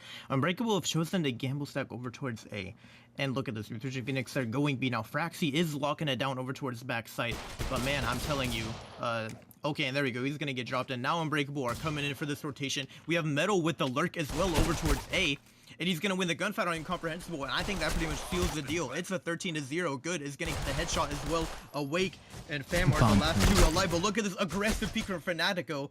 Really utilizing the new features of the map to his advantage. Fam is able to drop 1 lurking over towards streets, but he's in a 1v4. There's no way he's pulling this off. It's pretty much safe to say 13-0 by Resurgent Phoenix. Wow. And what is showing here for them? Again, a flawless win, not letting Unbreakable get a single round. That is definitely going to hurt their round balance as we, you know, move forward in the Pro League, looking at the leaderboard standings. Yeah, no, you don't want to see that round balance. I mean, -13 and -7, that doesn't really help them out. But so far, we can see right here, Resurgent Phoenix are the winners for today. It's going to be a 2-0 lead in that best of 2.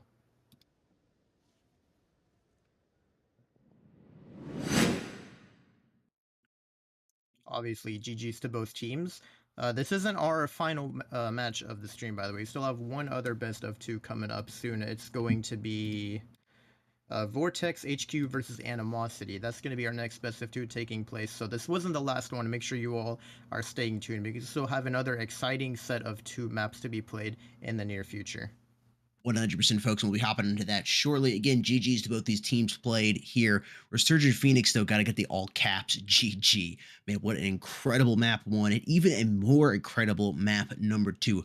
Unfortunately for Unbreakable, they just really weren't able to put themselves back together after getting shattered to bits there in map 1. With all that being said, though, we're going to go ahead and hop on into a break time. Actually, I take that back. We're not going to do the break time just yet. Let's take a look at the current table.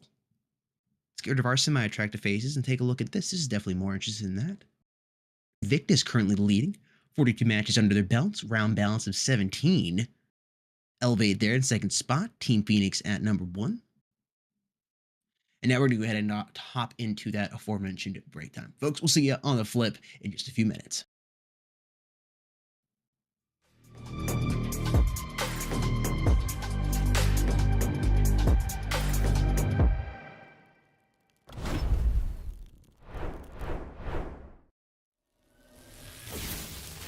About a minute left here on the clock now. It looks like B is going to be the site of choice once again. You can see the bomb carrier over here. Reborn beginning to make his way up through B elbow. Brew getting a little aggressive moving down here. He's going to position himself perfectly here by the red truck. And his teammate Hakeem over here working with the AUG. He finds one. One is actually going to put down Rex, but Hakeem is playing strong. They're doubling up on site with his teammate Twirl getting a kill on Reborn. Now in this 1 versus 3, this should be quite easy for them. Across the 1 minute mark in round number 8. The bomb is moving over here towards 8 and about to have Hakeem. I think he's going to catch him off guard. They don't realize he's here. He finds one, trying to go for the 2, but he gets flashed. He's able to do a little bit of damage. His teammate Twirl coming in, staying strong, and he's able to break the armor. Over there on McLaren, and then there's McLaren going down, and Twirl somehow is able to pick up the 2K. It's 7-1. Round number 9 is now underway. Crossfire is currently destroying. The 1 shot, 1 kill. And I don't think it's going to go into such a good favor this time around, considering it looks like the B site is where they want to go, and it's not good. I mean, it could be still a good move to make. It's like it keeps still doing at least getting 1 with flash and dealing some damage. Although yet again coming from the side for a triple and to a off the reload. Only 18 bullets in the mag. That could cause a problem. I don't know why McLaren didn't think to look. Now down to 1 versus 1.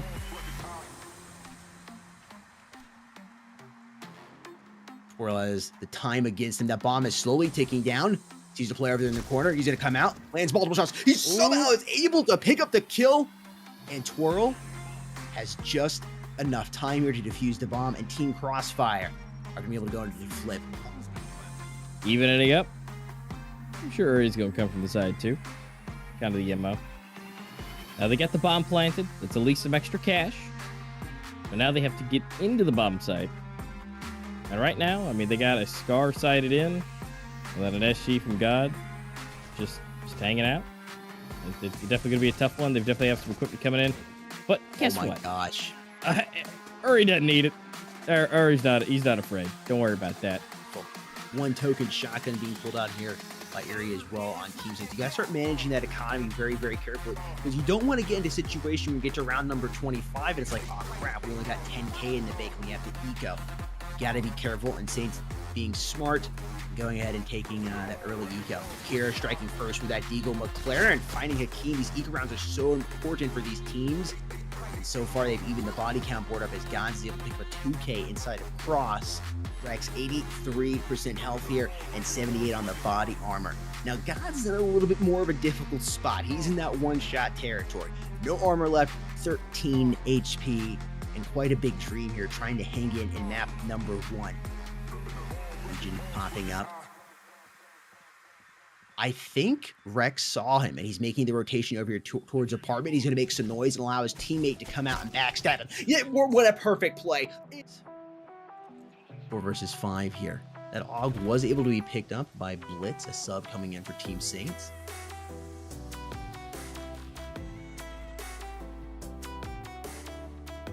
not in a difficult spot. He's got 3 players about to pop out B long and 1 coming out of baggage. Always able to find the kill there on McLaren. He was low, he pops out of the corners, able to double up on Blitz. That AUG is not going to any use here, and there's probably not much more Team Saints is going to be able to do. 17-5 here to work with team economy-wise. It's looking like they might go 1 more eco here, and I think that's a good decision by them. Go ahead, take 1 more, build up as much as you can, and then come back into round number 6 swinging. Yeah, Oh my absolutely. Oh, I know it's only a pistol round, but still.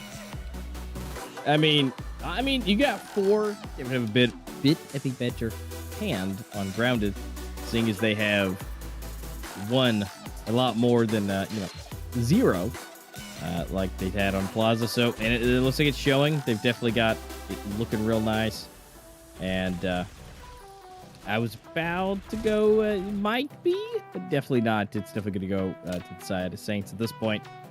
It's not over yet, but taking them out at a good, fairly positive rate, 1.18.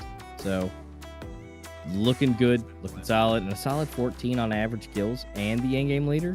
We're seeing averages for the other ones, where still being great players, but 16 is not that far off. Rex got the bomb planted. Some money in the bank. Trying to see what he could do, but a flash is coming. But wait! Oh, what? What? Through the flash, getting a triple and the round. Now they've looked. Now they're looking quick, making moves. Blitz going for the plant. It has been told and heard, and they are now on the move. It's still 5-5. Bomb planted. Everybody's coming in, and the first shots have been done. Hakeem running in, going for the first kill, flying. Here we go. Will and Godson able to go for it. Look, the defuse is already coming. They're holding him down. Blitz is still alive.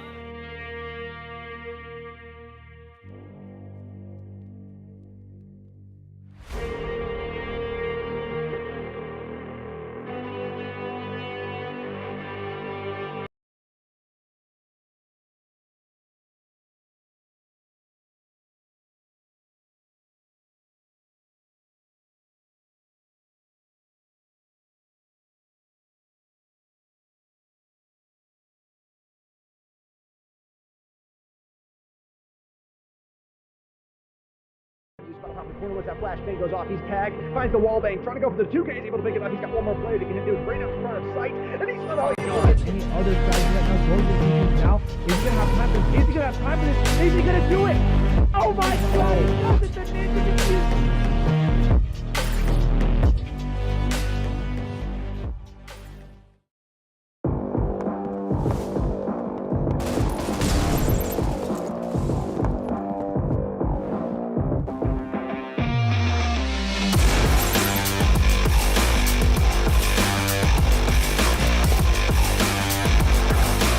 Bomb has been planted.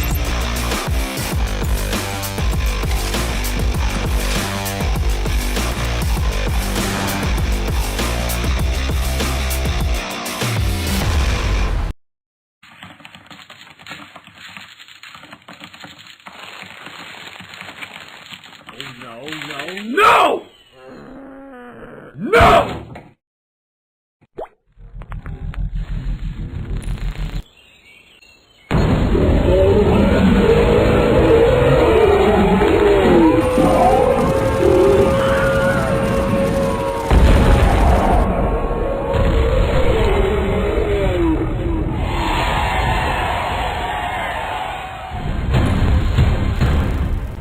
New Raging Gummy Fish. Get it now at gfuel.com.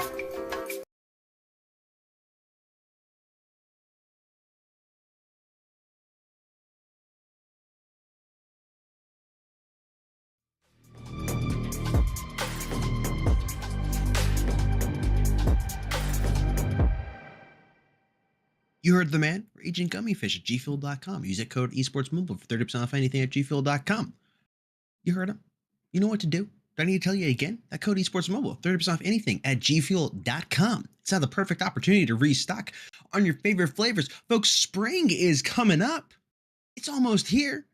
And then summer's right after it. It's a great opportunity to go ahead and get those flavors that you love, or maybe it's time to go ahead and start making a new relationship with a new flavor. Whatever the case may be, Cody Sports Mobile has you covered with 30% off anything at gfuel.com. That's right, Cody Sports Mobile at checkout gets you 30% off anything at gfuel.com. Use it now while you can. It's a limited time offer. That's right, limited time means it expires soon. Take advantage of it right after the stream, because of course you want to finish this awesome matchup that we got here between Merciless HQ versus Dynamic Gaming, which is coming up here in just the next couple of minutes. Of course, we got to run through the housekeeping, take care of everything, make sure everything is nice and clean for the matchup. These teams for match number 1 or map number 1. I am Sudden Death. I am joined by Manthus here. We just watched a phenomenal matchup between Resurgent Phoenix as well as Unbreakable. And now we're hopping on into the next matchup here. Dynamic Gaming versus Merciless HQ. Manthus, will you take this away? Yeah, again, this will be, I think the teams here are going to be more even as far as their statistics and stuff like that. Also, both teams from North America this time, so no server barrier to shut them down between the two maps. So definitely, a much closer matchup that's going to be coming up here. But also to let you all know, you can go ahead and vote for who you think is going to win right now. You can take advantage of the community match voting and go and try and get some of those prizes as well. Because if you vote for these teams, then you can go ahead and try and see what prizes you can get. You can see popping up right now. Over 18,000 credits and 145 premium cases. If you go to play.mobileesports.org/app/voting or scan that QR code on the screen right there, you can go ahead and vote for your favorite team right now and try and get yourself your hands on some of those nice rewards.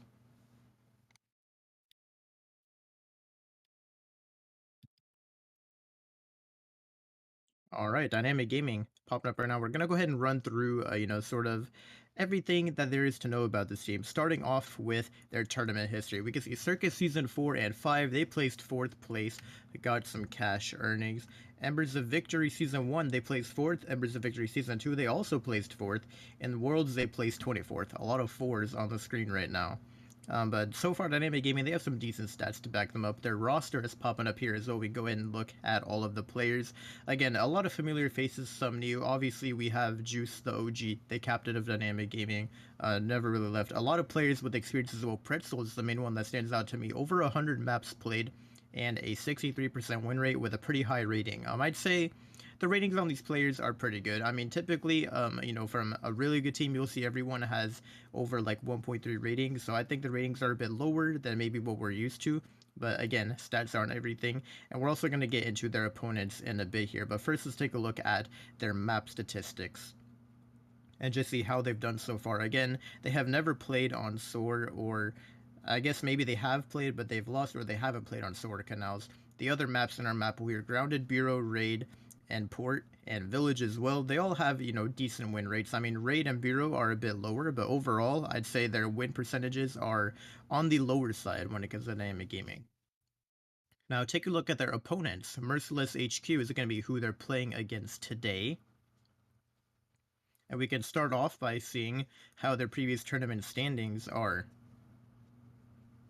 Now again, Merciless HQ, they are also a North America team, just like Dynamic Gaming, and kicking us off with their, okay, I'm sorry, they have not participated in official tournaments before, at least under this name with this current roster. Merciless has been a name in the North America scene in the past, but currently with this roster, they haven't played in many tournaments. Now we can also see, as well, the roster popping up. We have Scott, Vape, Ottawa, Snoop, a lot of the good North America players, especially I'm seeing a lot of players from Team Zenith side, I guess you could say. I guess they've rebranded under the name Merciless HQ, which is why they don't have any tournaments showing. But definitely the stats do favor them. Vape specifically, for those of you that didn't know, in 2022, Vape was the North America MVP in Worlds as far as overall statistics out of all the North America players. And we could see he has 102 maps played and a high rating and win percentage. So definitely, some good stats to back him up there. And now Merciless HQ, again, their map stats are popping up. They haven't really played in any other tournaments before, so their only map stats we have to log are their 100% win rate on Grounded.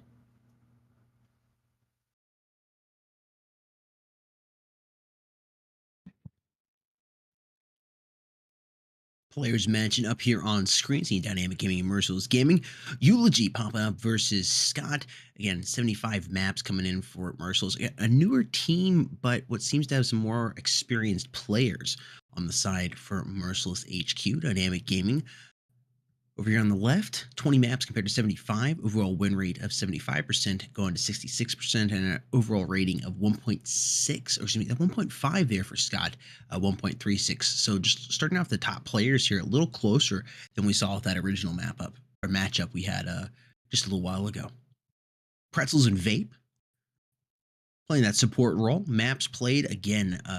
We were just talking about Vape being the MVP for the North America region. 102 maps, a 68% win rate. This guy is nuts.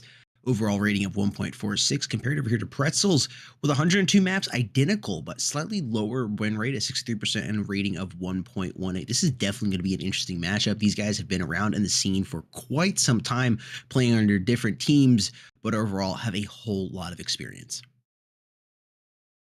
Again, these two are probably the veterans of the two teams playing right now. They have the most experience. Again, other players with a good amount of maps played as well as we continue to head down the list. But currently, we could just see the standings. I think overall, even though Merc don't have as much statistics as a team together, I definitely think you could say that the overall player stats might be better than Dynamic Gaming, just because those players have been champions in North America before.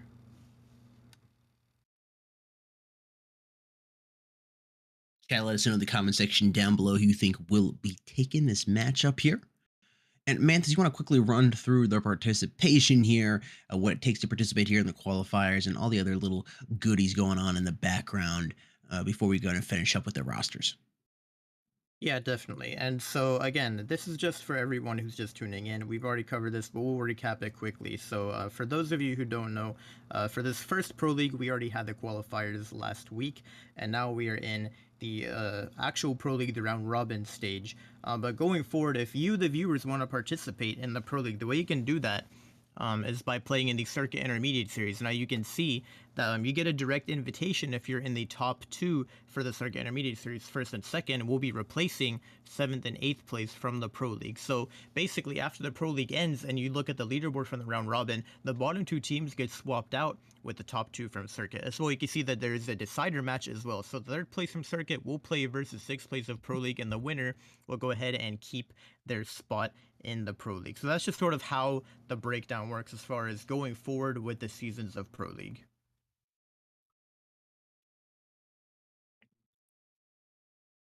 So let's screw up here on our part.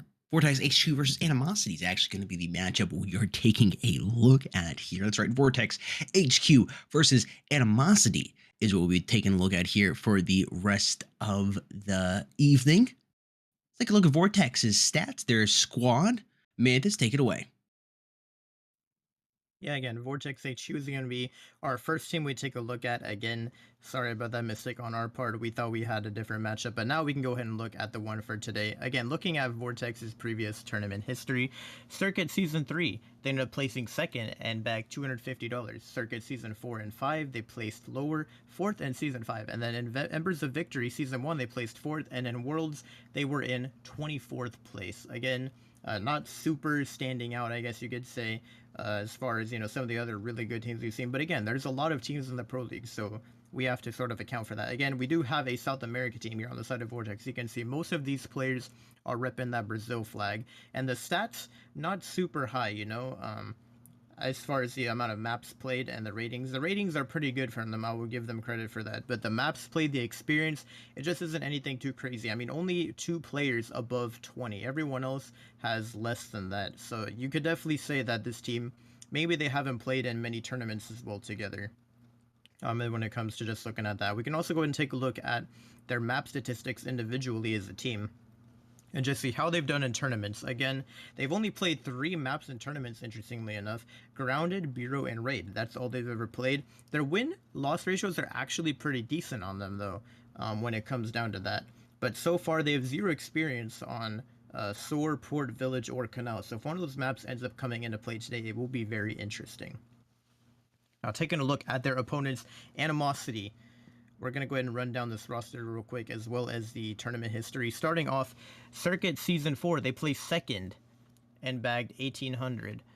Embers of Victory Season 1, they were in the semifinals. Embers of Victory Season 2, they placed second place with 100, and in Worlds, they placed 16th place. Overall, their earnings being $1,900. Not bad for Animosity. They have more earnings than their opponents. Now, looking at the roster, we can also see this is going to be a North American team. Again, we have Christian Gar, we have MGS, Coldy, a lot of names that I guess are recognizable in the North America scene. The maps played not super great for them either. Again, there are a couple. We have Christian Gar, and we also have that player at the bottom, 77 maps. It's just like, overall, they have some decent stats, I'll say. A decent amount of experience. The ratings are fine as well. We can look at the map stats as well and see how this team has done in tournaments. They have much more experience on the maps than their opponents. They've played Village. They've played, Raid and Port. They definitely have more experience when it comes to, the uncommon maps. Grounded being one of their best. Village, 100%, but I think they probably only played it like once or twice, so that's probably why it's at 100%. Run through the players here for Vortex HQ and Animosity. Thor and Coldy popping up here on screen. 20 maps compared to 9, 60 overall win rate compared to 44% overall win rate. Thor looking slightly better here for the side of Vortex HQ.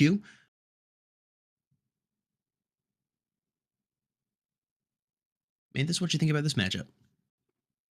Yeah, I mean, again, overall, I think Animosity, at least some of these players just have more maps played, I think Vortex HQ, they haven't placed as well in their tournaments in the past when it comes to competing in the South America region. Animosity, they are a North American team, so we are having a clash of regions again for this best of 2, just like with our last one. I mean, again, right now we can see Christian Gar, he is one of the, more experienced players on their team, and also one of the top players in North America previously, so definitely he is one player to be looking out for here. We can also see as well, we have Fade versus Arc just popping up here. Again, the number of maps played, not very high for either of them. The win rate around 50%, rating about 1.2 for both of them as well. Got Mr. RNG, MGS popping up as well as not over here. 21 maps compared to 16. Pretty significant difference in win rate, 66% compared to 37%, and a pretty close win rate at 1.22 versus 1.13. Why am I so good? I don't know. You're going to have to show me, dude. 16 maps, 56%, 1.3 ratio rating, and Elevate over here at 10 maps, 40% win rate, and again, a 1.3 win rate. Looks like, again, Vortex HQ just got slightly better stats as they're moving through here. Lord and Aries popping up here. 2 maps compared to 0 over there for Lord, and 50% win rate, 1 ratio across the board. There's Bape and Mr. Borge, 15 maps compared to 77 maps. A lot of experience over here for Bape, and that should be all she wrote there for both these teams. We get them introduced, and we will be ready to go ahead and hop on into the map vetoes. Man, Village getting the left swipe, getting out of there. Unfortunate. I really want to see a Village map. I've been wanting to see it since Worlds. Should have that first pick coming in, and it's going to be Port, becoming one of the most popular maps here. And we're going to Canals, baby. Heading over to Amsterdam. I got to love it. Raid and Plaza and Soar, the delete there. Animosity, quite favored coming into this with 65%. Those votes should be popping up here on screen shortly. 35% going in favor of Vortex HQ. Chat, let us know your predictions down in the comment section down below. If you want to get a little more specific, because we're not Pacific, we're not going to the ocean or anything. We want you to get specific with those votes. You thinking Animosity is winning 13-0 like Resurgent Phoenix did, or is it going to be a little closer, maybe a 13-8? Curious to see your thoughts. Yeah, we should be ready to hop into this knife round very shortly here. We're just waiting for that final confirmation, but I think we're ready to go ahead and decide who's going to be starting on what side. But then again, you got to remember, we do have the server barrier here coming into this best of 2. So one team is not going to be playing on their own server, and usually the team who's on their own server always ends up winning that knife. Just because I think it's a little easier to go for that knife. Yeah. Whenever you're on your own ping. Definitely helps. Actually, map number 1 here will be Canals. Then we are going to be heading over to Port.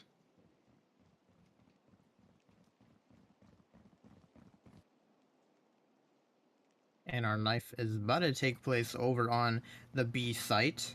The question is who's going to be starting on what side and who's going to win this knife round. The trades are coming in and it looks like it's actually going to be Vortex who ends up winning this one out. And now the question is, what side do Vortex choose to start on? In a second, we'll find out as well what server we're playing on for this first map as well, because Vortex is a South America team, Animosity is a North America team. So one of these teams is not playing on their own server for this first map.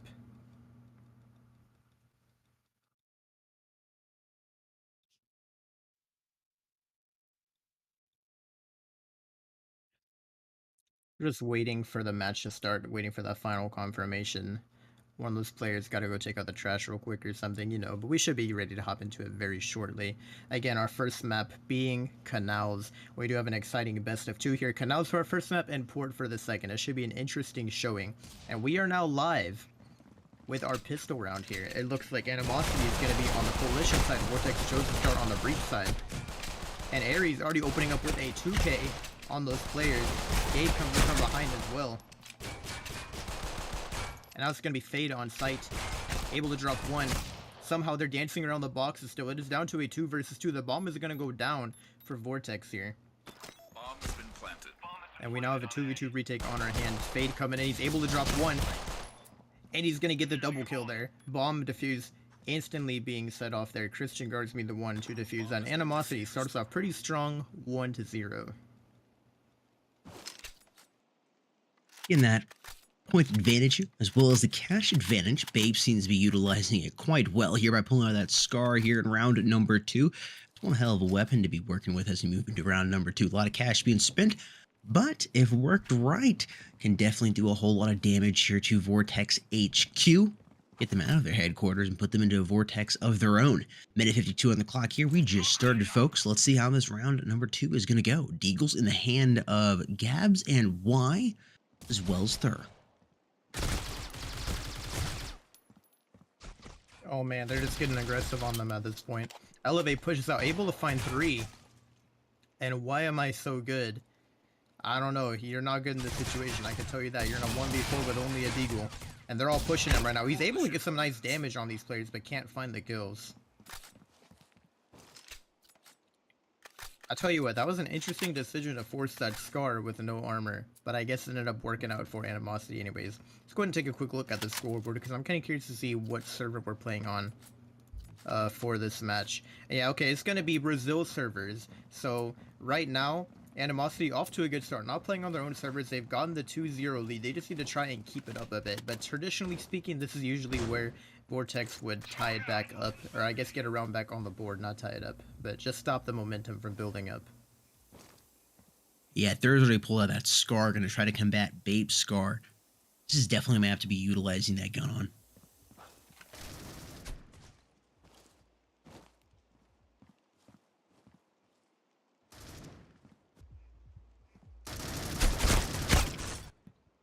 Ooh, Elevate going to go ahead and put Gabs on the floor. Christian firing a couple shots, not connecting on anybody.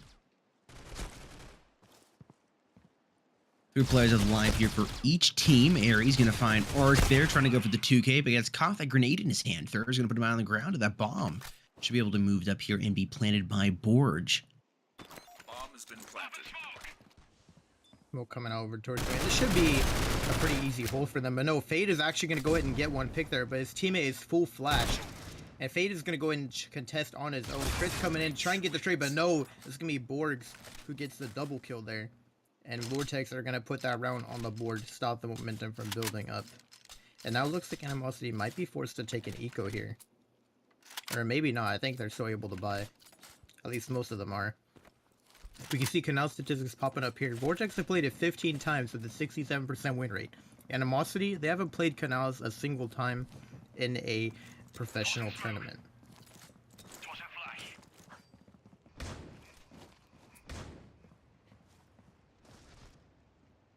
Oh, and the aggressive play. Ares already takes one out over towards elbow. They're going to back off now.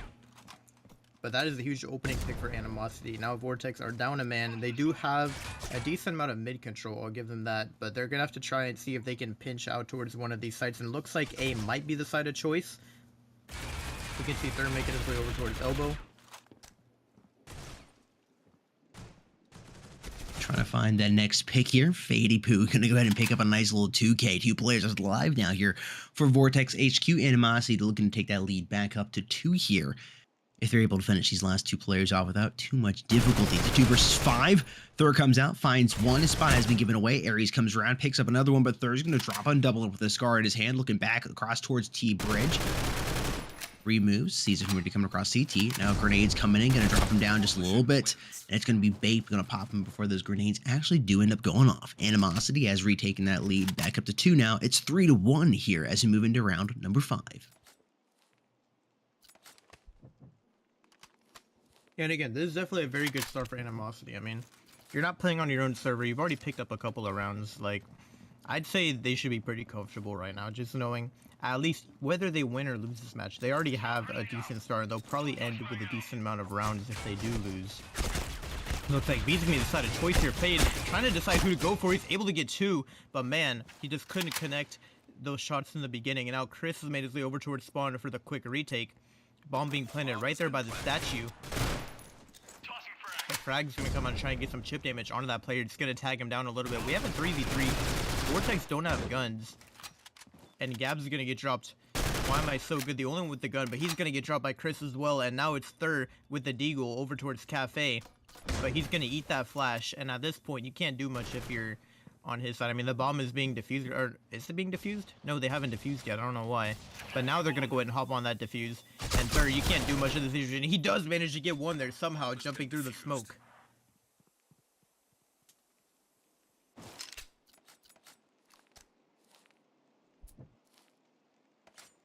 It's 4-1. Gabs trying to decide what he wants to pick up here. Gonna go for the SG with a full round of utilities as well as some armor, and Faye's gonna pick up that AUG over here. Animosity looking phenomenal so far on the coalition side as we move into round number 6. Lots of time here. Only 3-round advantage for them. Christian's gonna open it up, finding Thurr. That's a great play by him. Unfortunately for Fade, he's not gonna be able to find anybody as he gets dropped through by Arxie. Should get a good call though, giving his team good information. Elevate gonna take why I am so good out of the game. It's kind of ironic. Bomb being planted out. This 4 versus 3. Animosity has the body count advantage, but Vortex does have that bomb site taken and a smoke grenade down, giving them a little bit of extra cover. Oh man, look at Gar here.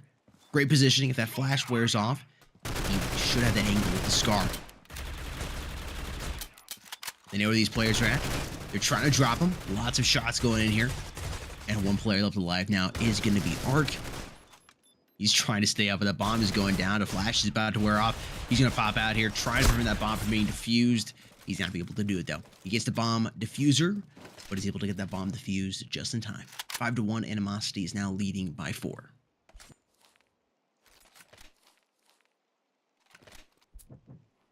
Yeah, I mean, Vortex really need to get this round again. They are able to full by now. They have a lot of utility to work with as well. Money's kind of even on both sides, I guess. Obviously, Animosity have a little bit more, but I'd say both sides are in a good state as far as the money for the next round. Aries getting aggressive over toward his elbow. We'll see if it's going to pay off here. He's going to swing out and just take out Borgs immediately. And he's still going for more elevate. Tries to get some more. Aries able to get a second before getting dropped. And Chris is able to nade out the elbow, but no, it's going to be Gabs already on site to try and refrag his teammate there. And now they're making their way onto the site, getting that bomb plant down. 2v3 hold for them, and this should definitely be Vortex's round. As long as they play their cards right. Yeah, why am I so good? They able to drop Vape there, and he gets a double onto Fade as well.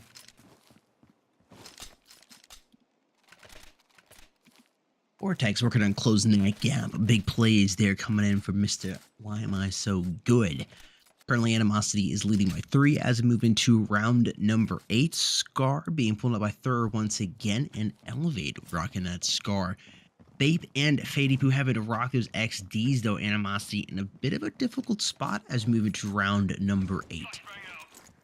I need to get some quick kills to try to pick up some guns off the ground from their opponents for both of those players. Or maybe just do some distraction play. for the side of Animosity. We'll see what they decide to do. Two players moving up here towards his bonsai. Babe is about to have an altercation. Unfortunately for him, he only has a pistol in hand. He's about to go up against this Scar. There's Borge doubling up against Elevate and Mr. Fade. The bomb is being planted. Arxes finds Babe without too many difficulties. And this looks like it's going to go around going in favor of Vortex HQ. And that is going to be the case for sure. 5-3 as we move into the next round here, which is going to be round number 9. Yeah, and I think at this point, Animosity need to take a eco as a team here. Just get their economy back on track because they've been slip buying a lot. And yeah, they go for one less slip buy here, but it does make sense as two of the players are rich. So definitely, we're gonna see a full buy from Animosity on the next round. Ideally, they try and take a couple weapons off the side of Vortex as well. But it looks like overall the B presence is heavy on the side of Animosity here. They're going for a bit of an aggressive cafe push. Ares pushes up and gets a 2K with the M4. That's gonna be huge. Some trades are going to come in return. Gabs is having a field day with that SG over there, but Chris with the M4, he picked it up and he's able to drop one there. And Thirst takes some damage as well, but Borg is pushed up over towards mid. He can't find the kill though. Somehow Chris is able to win out that 1 versus 1, and he's going to get the double kill. Somehow Animosity, I was just saying, they're probably going to lose this round, maybe get a few guns off, but no. They played super aggressively, just threw them completely off guard. And wow, what a round for Animosity to pick up. That's definitely going to put a dent in the economy of Vortex. 100%. Animosity looking good, which is a couple rounds away from the flip here, folks. 3 rounds away to be precise. Currently, Animosity is holding that 3-round lead. Scars, once again, in the hand of Bape, as well as in Thur. See how those players decide to utilize that from farther range. Altercations. Like Ares' position here behind the bush, I think he will definitely not be spotted by these players working around here towards this bomb site. Elevates first to strike, trying to stay alive. He doubles up in the hands with that AUG. Gabs is going to drop him. The Sea of Blue right now, last player up alive, is going to be Thur. Probably not going to be much he's going to be able to do with that Scar. It's a nice weapon to have when you got some players to back you up. But in this spot, it's going to be a little more difficult to utilize. I think they know where he's at, too. Yeah, they gotta have some idea, and there's not much you can do in this situation either. I mean, maybe try and take a couple guns off of them. He does have a nade that he's going to work with. Maybe you could try and use that to his advantage to drop a gun on the other side, but they're starting to get anxious about where he's playing, but Chris is going to be the one to end up winning that gunfight out. Animosity 7-3, definitely a very good half for them, and only 2 rounds left in this half. They could very well be 9-3 going to the flip. That would be very good for them. Yeah, if they're able to pull off a 9-3, that would be absolutely phenomenal. Obviously, best case here for Vortex is able to pick up the next 2 and have a very good showing half of 7-5. Starting off strong here, Gabs picks up the kill there on Babe. If Vortex wants that 9-3, they got to go ahead and pick up some kills. Borge is in a good spot to find Elevate.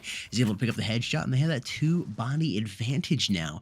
With about 1:37 left here on the clock. There's Y picking up a Christian Gar. Ares and Fady trying to respond, though, putting that to a 2 versus 2 now. As Fady doubles up with the dog in his hand. I think that's 3 kills to his name.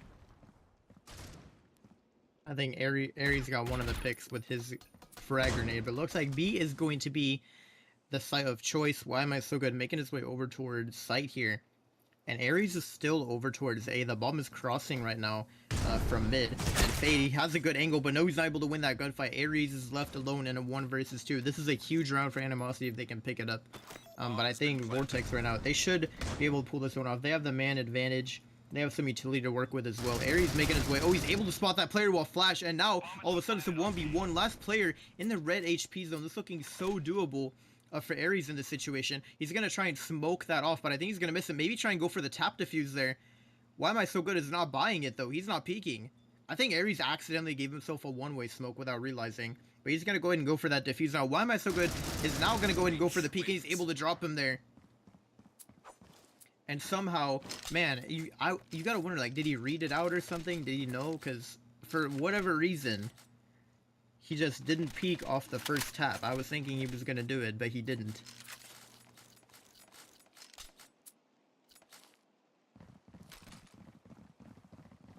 It's now 7-4. Last round of the half over here. Again, a very much needed round for both sides. because I can suspect this game is going to be pretty close. And the flashes are coming out towards A. It's looking like we might have a strong A execute on our hands. Gabs tries to see if he can find a pick over towards B, but he's not able to do it quite yet. Chris is positioned up over by this truck. He has a very good spot right now. And the question is, where does Vortex ultimately decide to go? It looks like A's the choice right now, but they haven't overcommitted to anything quite yet. And Animosity, they're spread out. It looks like they're favoring the A site a little bit. And Fade is going to open up with a pick there. Chris going to spot that player, but no, Why Am I So Good is going to win that gunfight over towards the spawn. Aries just find another pick, but now the defense is getting spread thin just a little bit. It is a 4 versus 3. And looks like they're going to regroup over towards B. Yeah, look at that. Why Am I So Good gets a pick over towards Cafe, and that's going to be the queue. Now, just like that, Aries is going to leave spawn and start rotating. He spots that player towards Cafe, tries to go for the kill, but he can't react quick enough. And on the bomb is make his way up B long. It's looking like Fade is going to have to be the MVP of this round if Animosity wants to win this one out. And he's going to spot one over towards Cafe, but no, the double peek is going to come in, and Arc is going to get a 2K there.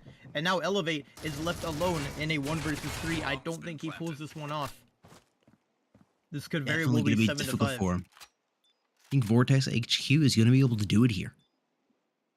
Very respectable half, only being down by 2. And of course, you'll be going into the flip on the Coalition side, which gives you that nice advantage. We'll see. We'll see if Elevate has anything to say about it. He's not going to be able to as he gets dropped to the floor there by Arxie. I'm going to get to rewatch this clutch. See, this is what I was talking about. Like, I don't understand. Like, he tapped it here, and then I guess bro just read it. I don't know. He knew that he was off the bomb somehow. And then Aries went ahead and tried to go for the stick the second time. And at this point, he was able to peek out and just get that nice and easy pick. Seems like there's just a little bit of luck there in that one. Well, whatever the case may be, we'll work down for them. Vortex HQ only trails by 2 now. On the side of the Coalition side, they have the advantage. We'll see how Animosity starts off here. They definitely need to get that round advantage, get that bomb planted, try to get the better weapons moving into the next round here. 4 versus 4. Christian and Bake getting the kills respectively. 3 players alive now here on the side of Vortex HQ. It's now 2 versus 1. The last player alive here is going to be Y. Coming through tree elbow. There's a couple players here on the bomb site. He looks over to his left. Should have looked right. And it's Aries who's going to drop him. Animosity is able to go ahead and put that point on the board, as well as getting the bomb defused. A much needed round there for them.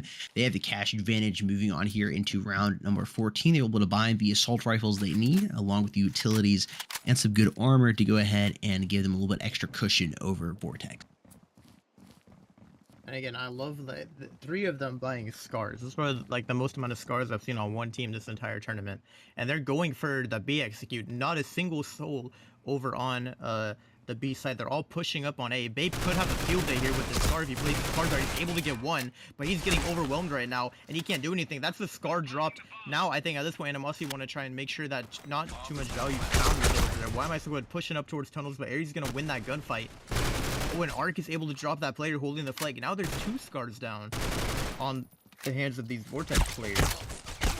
The peaks are going to come up from Aries, though. This man didn't even buy a gun with his... How is he getting them? What? They both had scars, and he just gets that 2K.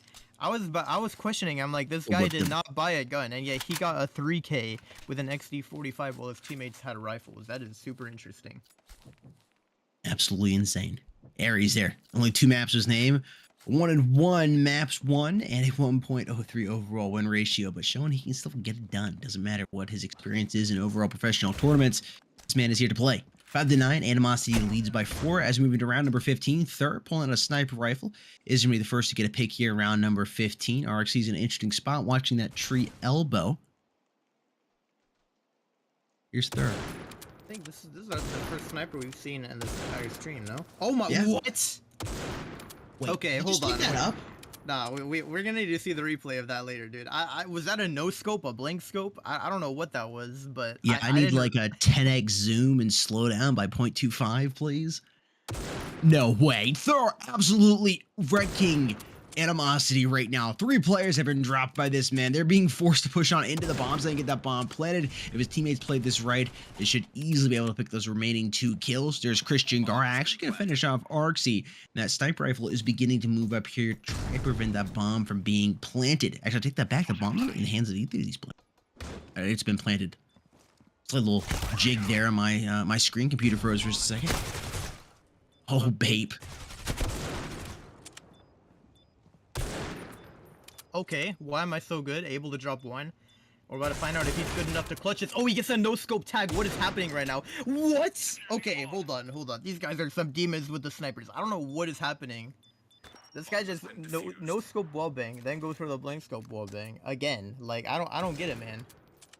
Okay, here we go. We're getting the replay here. It was just a no-scope. That was a no-scope. Am I right or am I wrong? I think that was just a straight-up no-scope from third there. What a shot. Thinking you were right.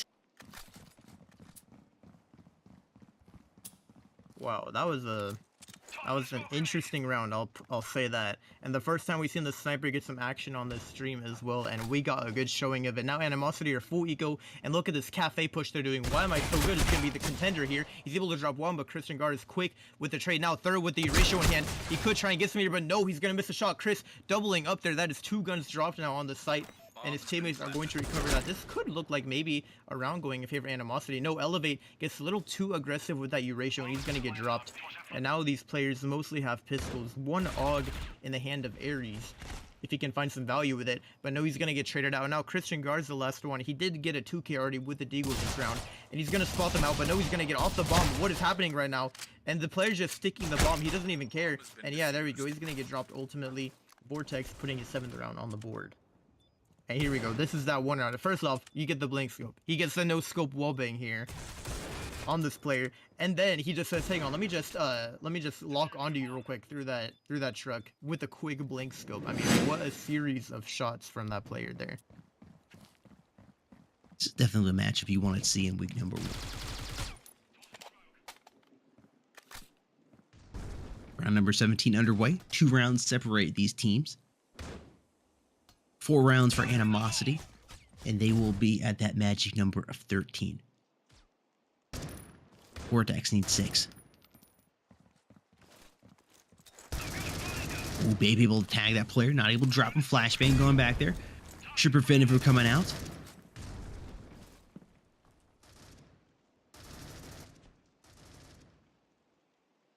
Christian is going to be the first to strike here. Animosity does have the player advantage. Working their way around here over towards this B site.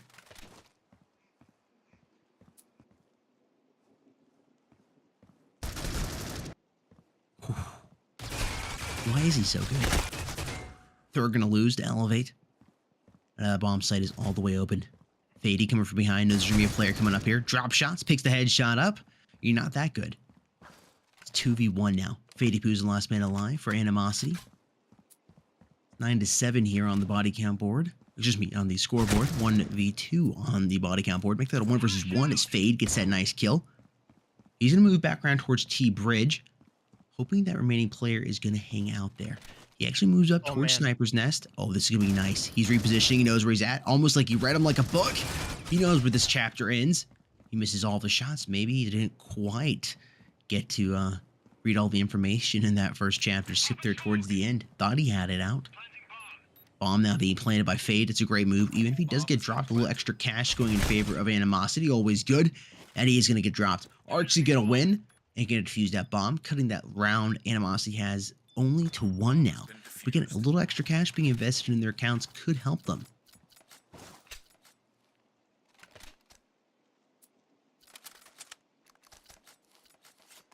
Again, Vortex getting real close to tying this one up. Definitely, you know, this is the closest match we've seen today. And I kind of like to see it like this, you know, it's not just, you know, a team getting ruled over, you know, we get to see a good showing, a lot of back and forth action between these teams. And I think Vortex will tie this up. Third with the ratio here. I want to see him do something crazy again. There we go. Gets the opening pick onto Elevated. He tries to jump across. And he's trying to go for those shots again. Thinks he's going to do it twice to them. I don't know if he's going to pull this one off again. I know, just holding that cross, trying to see if he can connect a shot. Oh, and Arxie over towards side as well as Gabs. The flashes are coming in. They're going to have to do something crazy here. He's going to shoot, but he can't see anything. This man is so blind.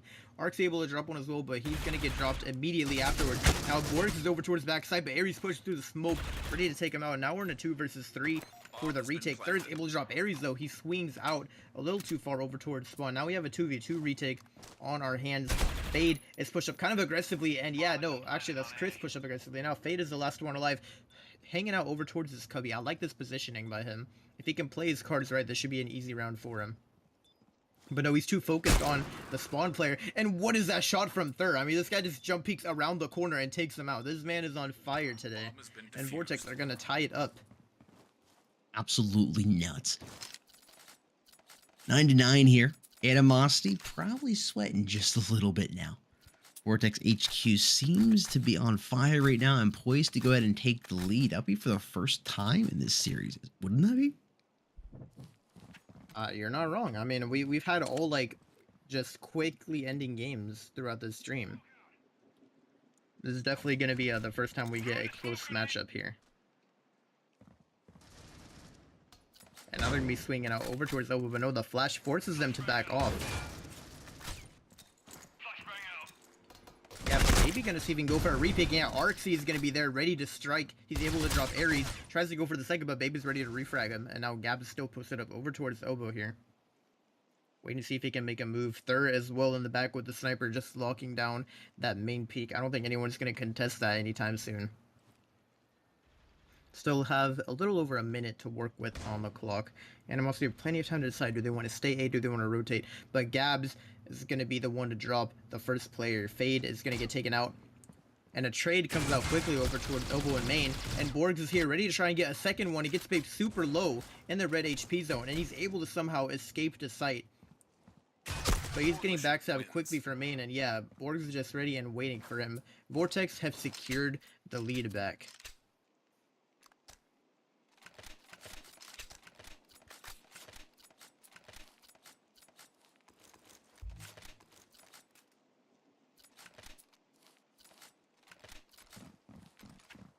Taking a look at the scoreboard, we can see why am I so good at the top. I think we know why he's so good. And we're getting a quick A execute here. Look at this aggressive play from Vortex though. I mean, they're all just pushed up over towards mid already. Third already opens up with a pick, and now look at these players. Why am I so good is just here. He's in main. Bape has no idea. And they're just going to take A site by storm. All these players are trapped in elbow right now because main is controlled by Vortex and they can't get out. Okay, they were able to rotate because of the smoke. And look at Thur now. He's pushed up. Oh, he's getting a little too aggressive. Oh, man. Always wanted to see him come up with that kill with the sniper rifle, but didn't have the angle on him. Arkeezy is there, finding Fade. And it's a 3 versus 1 now. As Christian Gar is the last player alive, landing a couple shots at SG, trying to come back behind the tree, but he's not being able to find it. It's 11-9. Vortex HQ now leads by 2. It's a drought here on the Animosity side. They need some rain soon. If not, Vortex is going to be taking up all the buyers here at the market with a 13-9 scoreline. It's looking like that could very well be the case. I mean, again, Thur has been dominating with the erasure. We haven't seen it pulled out on the side of Animosity yet. And look at this. They're just going to continue to contest this cross, it looks like. I mean, he might be able to catch one here over towards the A site. Babe is going to get dropped by Gabs, and he's still locking down this cross. No smoke for the cross as well either on the side of Animosity. They don't have much util at all, to be honest. Oh, but Gabs is a little too aggressive. And now Arkeezy is the last one alive. He's able to drop Fade there. Left in a 1 versus 2. This will be a tough round for him to pull off. I don't think they're going to be able to do it.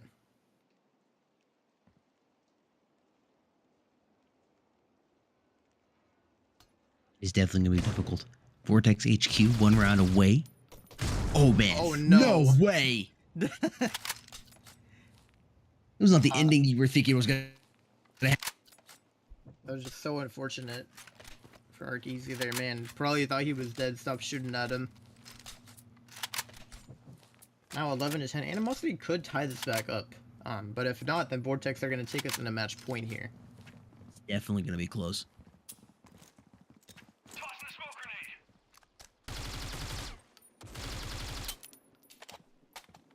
Ooh, Elevate finding Thur with that scar in hand. Christian Gar also rocking the scar. 2 of them pull out here for Animosity. None right now on the side of Vortex. You definitely have to be watching those long range angles if you're on the side of Vortex. Three players now left alive. They do still have the round advantage, but Animosity is looking to try to close that up. Side down as 1 versus 3. Borge is the last player left alive here. Wins. Looks right when he should have looked left. Bape is there, pop on his head, and it's now tied up here, folks. 11-11. Here's just play. Man, this is so unfortunate. Almost had him, and that grenade comes flying in and drops him. I mean, at this point, look at this. The Vortex, they got to take an eco here. It's looking like this could very well be Animosity's round. Yeah, that's not a good situation to be in when you're tied up 11-11. But we're going to take the eco now, the next round. Oh yeah, definitely. And we can see they're going for an aggressive push. I mean, so far they've gotten 2 opening picks. That's not bad for an eco round. They're able to pick up 2 weapons, potentially. And another player peeks out. That's going to be Ares. He's going to double up there. Arkeezy has recovered an AK. Oh, but Ares is going to win that gunfight out. And why am I so good? The last one alive. He's going to spot that player out. Get the tags on him. Okay, Ares gets dropped. I think Arkeezy, or why am I so good, should be able to recover that AK from his teammate's body right there. Yeah. Now, I'm not saying this is doable. He is pretty low. And one of these players is pushing all the way into spawn. So unless why am I so good is just like paranoid of his spawn, this should be, you know, a difficult clutch for him. But yeah, he has no idea, and he's going to get taken out by Christian Gar over there. And now Animosity take us in a match point. It's looking like this could very well be GG for Animosity. Vortex have to win the next 2 in a row. Now they can buy. The question is, what are Animosity going to do to try and close this out? Because if they can get, they're not playing on their own server, just as a reminder. So if Animosity can pull this map off, they're looking at, I guess, you know, the odds are in their favor for them to get a 2-0 lead. So this is definitely going to be huge for them if they can get this round. But Ares gets just a little too aggressive over towards T-Square. He's going to get dropped by Gabs there, waiting for him. Thorough with the sniper pick as well. He's going to see some shots fired over towards his direction. Now holding this angle by the car. Animosity have already lost 2 players. This isn't really what they needed to see. And Christian Gar is going to get dropped as well. We're now down to a 2 versus 5. I don't know, man. I don't think Animosity gets this round. I mean, they'd have to do a pretty incredible clutch here. Looking like we're going to be going to a 12-12 round count here. Going all the way. Quite a difference from the previous round we watched between Resurgent and Unbreakable. Why is there finding Elevate? Babe is the last man alive here in his 4 versus 1.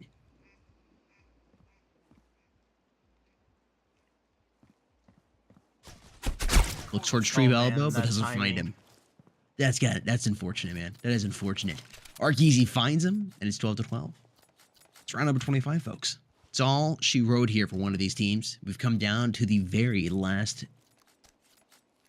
chapter.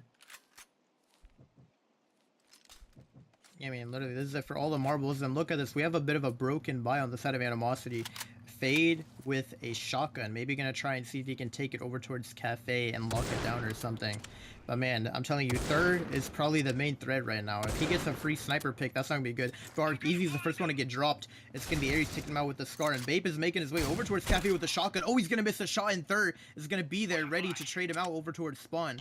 It's now a 3 versus 4. Animosity are currently at the disadvantage right now. The question is, where has the bomb been dropped? Because they need to recover it right now.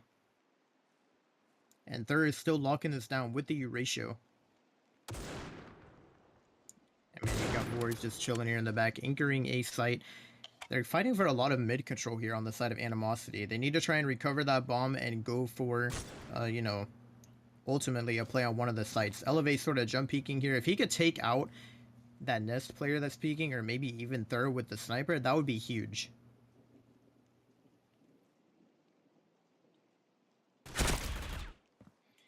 But no, Christian Gar is going to get taken out over towards B-Long. Fadey with a nice little pick on the third there. It's now a 2 versus 3. Looking, it could be doable by Animosity. But no, Gabs is going to win out that gunfight. Fadey is the last one alive over towards Cafe. He's going to have to win this out. It is a 1 versus 3. 30 seconds on the clock and counting. And they're holding it from the left side. So Fadey is going to have to clear this. And he's not going to know. He's going to get shot in the back. And Vortex are going to do it. They take the first map 13-12.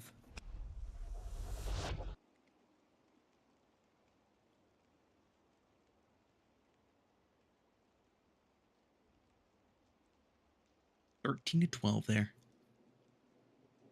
I mean, look at that. Aries 33 and 19. This man showed up ready to Nuts. win.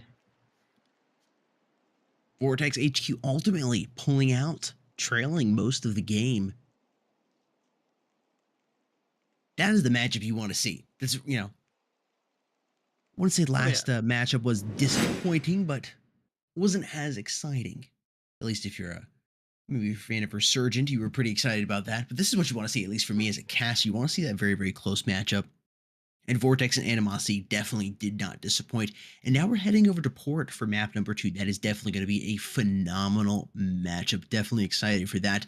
Before we hop on into that, folks, we are going to head into a quick break time. And then we will be back right after that with map number 2, as well as a little bit of words from our sponsor. We'll see you on the flip side.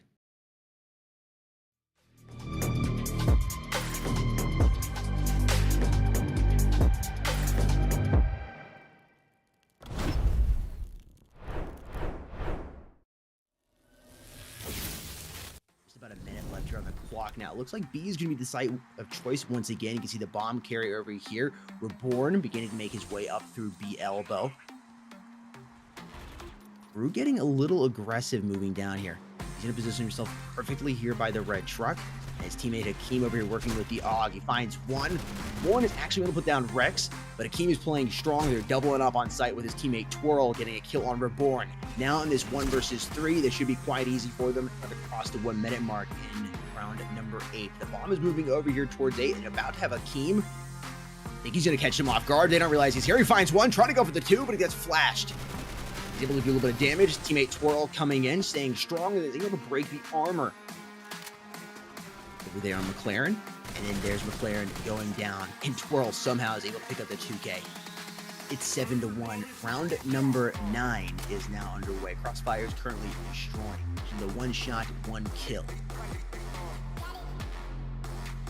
And I don't think it's going to go into such a good favor this time around, considering it looks like the B site is where they want to go, and it's not good. I mean, it could be still a good move to make. It's like it keeps still doing at least getting 1 with flash and dealing some damage.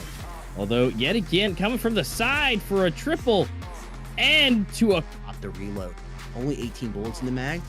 That could cause a problem. I don't know why McLaren didn't think to look. Now down to 1 versus 1.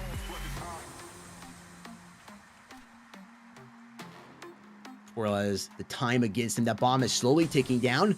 Sees the player over there in the corner. He's going to come out, lands multiple shots. He somehow is able to pick up the kill. And Twirl has just enough time here to defuse the bomb. And Team Crossfire are going to be able to go into the flip. Evening up. I'm sure he's going to come from the side too. Kind of the MO. Now they got the bomb planted. That's at least some extra cash. But now they have to get into the bomb site. And right now, I mean, they got a Scar sighted in. And then an SG from God. Just hanging out. It's definitely going to be a tough one. They definitely have some equipment coming in. But guess what? Oh my gosh. Uri doesn't need it. Uri's he's not afraid. Don't worry about that. 1 token shotgun being pulled out here by Uri as well on team six. You got to start managing that economy very, very carefully, because you don't want to get into a situation where you get to round number 25 and it's like, oh crap, we only got 10K in the bank and we have to eco. You got to be careful, and Saints being smart, going ahead and taking that early eco. Kira striking first with that Deagle. McLaren finding Hakeem. These eco rounds are so important for these teams. And so far, they've evened the body count board up as God's able to pick up a 2K inside of Cross. Rex 83% health here and 78 on the body armor. Now, God's in a little bit more of a difficult spot. He's in that 1-shot territory.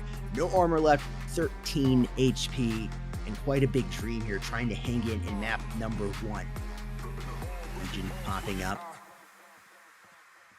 I think Rex saw him, and he's making the rotation over here towards apartment. He's going to make some noise and allow his teammate to come out and backstab him. Yeah, what a perfect play. 4 versus 5 here. That AUG was able to be picked up by Blitz, a sub coming in for Team Saints.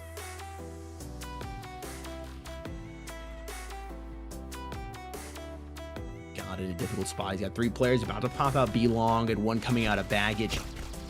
Always able to find the kill there on McLaren. He was low, he pops around the corners, able to double up on Blitz. That AUG is not going to any use here, and there's probably not much more Team Saints is going to be able to do. 17-5 here to work with Team Economy-wise. It's looking like they might go one more eco here, and I think that's a good decision by them. Go ahead, take one more, build up as much as you can, and then come back into round number 6 swinging. Yeah, Oh my absolutely. Oh, I know it's only a pistol round, but still. I mean, you got 4. You have a bit of a better hand on grounded, seeing as they have won a lot more than 0, like they've had on Plaza. So, and it looks like it's showing. They've definitely got it looking real nice, and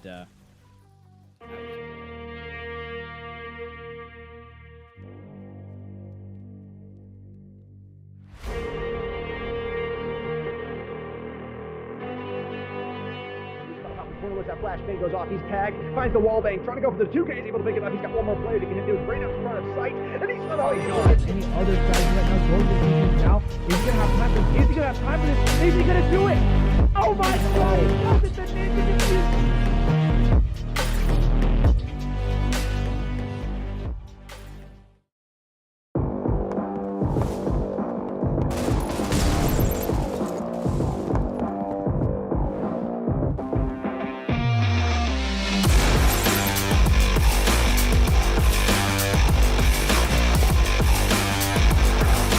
Bomb has been planted.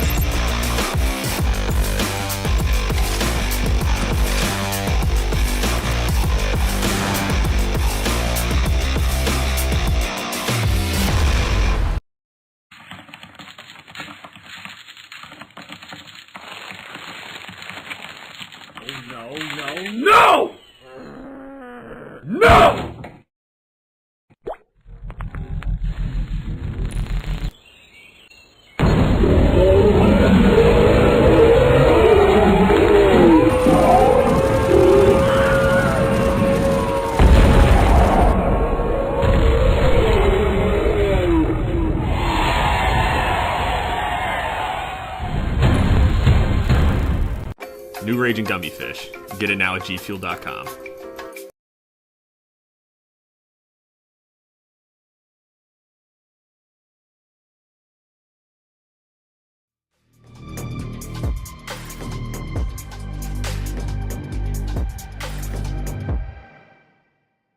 Welcome back, everybody. The night is coming to an end, but not before we have one more matchup between these two great teams here. Vortex HQ versus Animosity. Before we go ahead and take a look at what's going to be going on here in map number 2, I got to remind you that Code Esports Mobile right now is 30% off anything at gfuel.com. That's right, you heard it here. You heard it right. That code is Esports Mobile, and it's worth 30% off once you apply it to checkout. That's anything at gfuel.com. That's tubs, shakers, crystals, whatever the case may be. Code Esports Mobile has you covered at gfuel.com. 30% off whatever you put in that cart. Not only you get the amazing product that is G Fuel, but you get to save some change on that very product. Once again, Code Esports Mobile saves you 30% off anything at gfuel.com.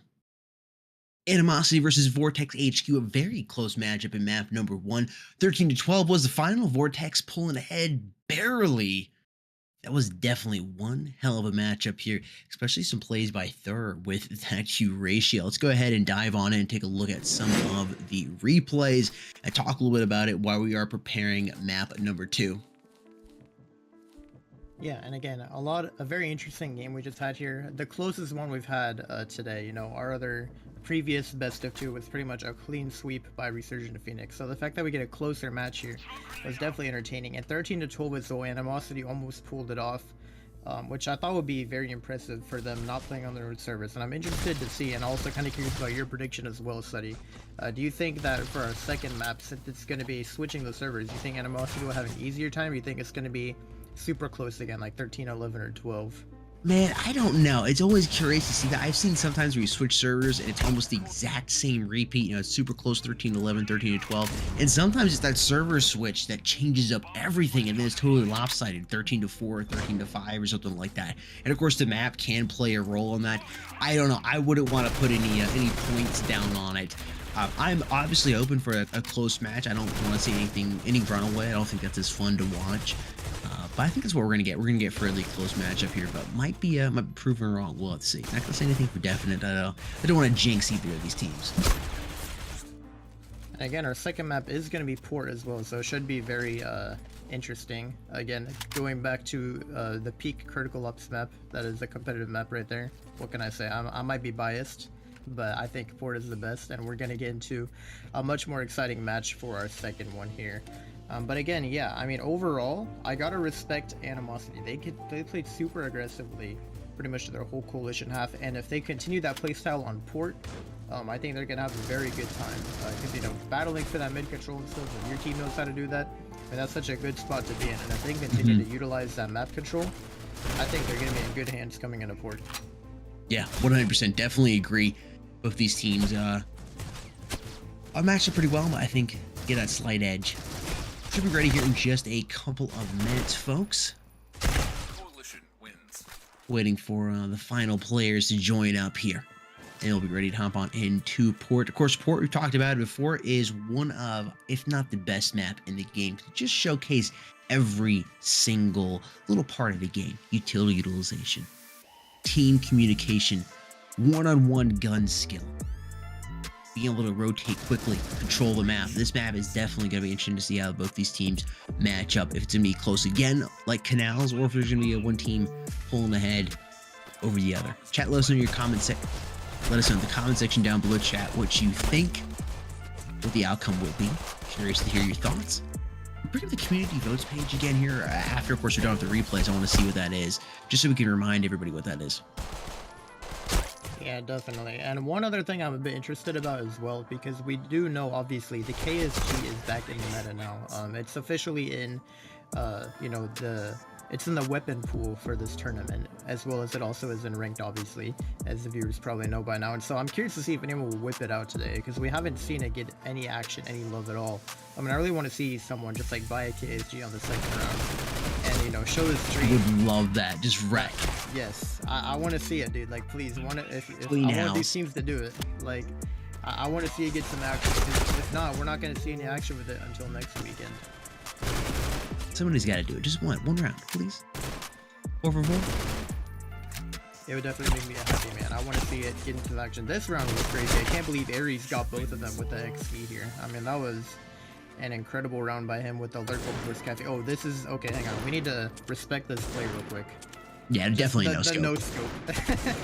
I still can't believe he did that. And then we got like 2 clips in one round. Like you get this one here as well. I just can't believe that we got 2 in a row like that. I mean, what is that, dude? Like, I have no words. That's insane. I mean, it was so close, but after rewatching everything, Vortex definitely, I think, deserved the win. They had the moments, they had the plays when it really mattered. That's what helped give them that extra point over Animosity. I like what I'm seeing for both these teams. But again, I'm not going to say who I think or what. No, we're going to have this server switch and everything coming in map number 2, but I'm hoping for a close matchup. Looks like we get about 1 to 2 minutes before we can go ahead and dive on into the knife round, see who's starting out on what side. Again, we're going to map number 2, which is going to be Port. Currently, Vortex HQ leads 1-0 in this matchup between Animosity. Chat, let us know your predictions down in the comment section down below on who you think will be taking map number 2, whether it will be Animosity or Vortex Gaming. Always curious to see what your exact thoughts are on that. Maybe going a little in depth what the round count will be or who you're looking out for. If a specific player you get your eye on. Sometimes you all right. Sometimes you got it right on the money. I tell you what, I know you were asking before about those community polls. There was actually 65% in favor of Animosity, and 35% in favor of Vortex. That's interesting, because Vortex picked up the first map, so it's either going to end in a tie or Vortex wins 2-0. So either way, Animosity is not winning. I mean, will be a big upset either way, especially if Vortex HQ picks up the W here and gets those 3 points for their lead award. Again, you see at 65% in favor of Animosity, only 35% voting for Vortex HQ. But Vortex shown they are here to play in a team that is not to be underestimated. Map number 2 is almost ready, folks. It is going to be on the map of Port. Grab your shades. It's nice and sunny over there by the port. Get a little bit of sun while you're doing the work. Oh, I'm very excited. And again, we are going to be playing on North America servers for the second map, so it should be, you know, at least Animosity having the favor. We will, again, be hopping into it very shortly. But overall, I mean, our first map was close. I'm really just hoping to see that we get a second close map as well. I love Port, and if we can get a close map on Port, that would be like the best way to close off today's stream. I'm not going to lie. I really love to see a good match on Port. Started off with it and ending it off with Port. We are just about to dive on into the knife round, folks. Stay tuned. We're waiting for the final confirmation here, and we'll get those knives slishing and slashing through people's bodies. Got a little morbid. I apologize about that, but that's how it does go down.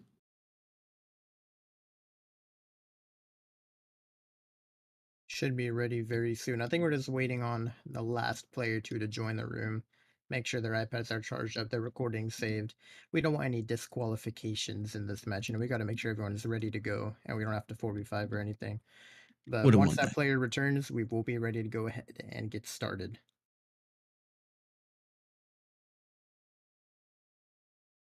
Vortex HQ versus Animosity. Currently, Vortex leads 1-0 here in this best of 2 series. Why don't we run down the format here for the Pro League? This is, of course, new. I take that back. We are live on the knife. We can talk about it a little bit here, maybe after the knife, if we have enough time. Heading over to Port. Let's do this. Let's see who's starting out on what side. Vortex HQ, and is it going to be on the Coalition side? Animosity is going to be on the Breach side to start this knife off with. And we are live. Let's do this. Oh, classic blender strategy. Man, I mean, hey, the corner stack, it almost never fails. I don't know what to say. It does. It is a good way to go. As long as you stay strong there and keeping the corner, usually pays off. Oh, there you go. Separating just a little bit. Ultimately, someone's got to make a move. Who's going to dive on in? The Thur. Oh, it's going to be Jinx up on the area. He's going to move in. They smell the blood in the water.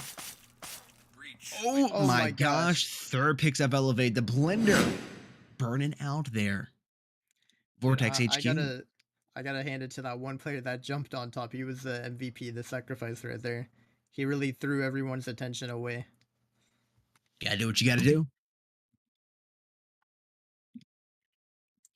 And we're about to find out what side Vortex chooses to start on before we go ahead and hop into this pistol round on Port.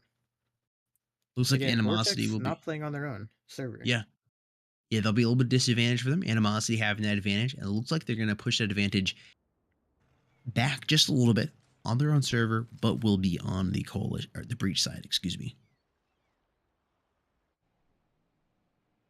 Vortex will be on the Coalition side, and we are live, folks. Let's go ahead and get on into this.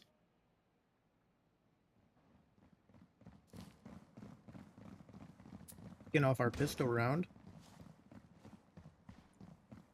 It's looking like we have a lot of armor buys. No one actually buying. Only one Deagle in the whole server right now. Everyone else has chosen to stick with the default pistols. Then Bape is going to be the first one to fall victim to the mid push on the side of Vortex. But now Animosity should have a very easy time getting this bomb plant down. And they're going to be able to back up now and play around the maze.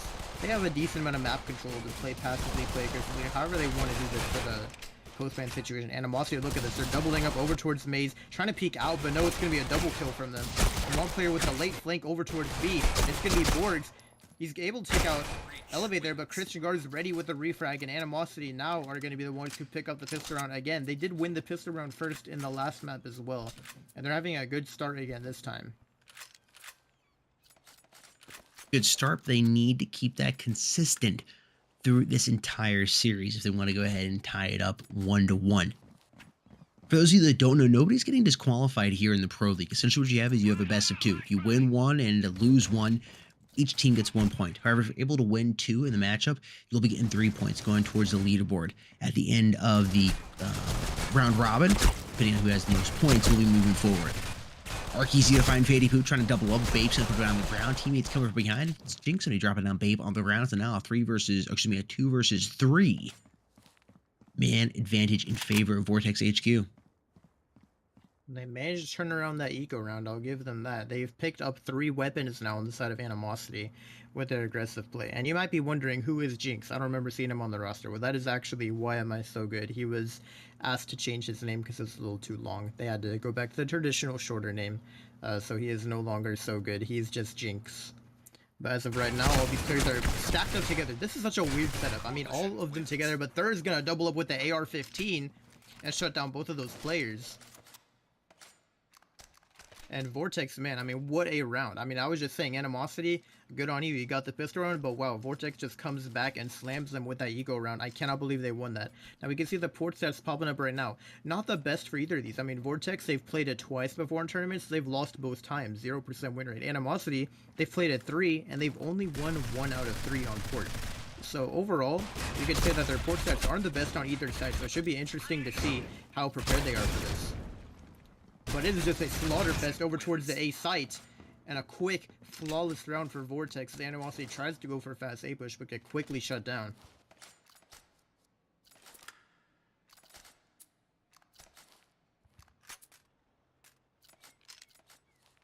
Those who's joining right now, Vortex HQ currently leads in its best of 2 series, 1-0. Moving to round number 4, full buy for the most part, coming in from Vortex HQ. Only Thur not buying that smoke grenade. Ooh, Babe getting tagged when he moves on over with that deagle in hand. See if he can get a cheeky little spot with it. AR-15. Interesting choice here. Thur's gonna get dropped by Babe. He had moved up, caught him off guard, but responds with that frag grenade. Catching him from the grave.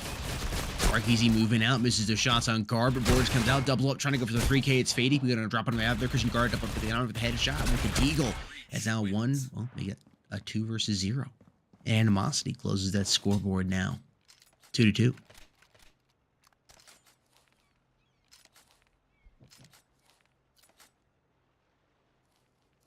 And Vortex should be able to full buy here. So we're going to have our first full buy versus full buy round.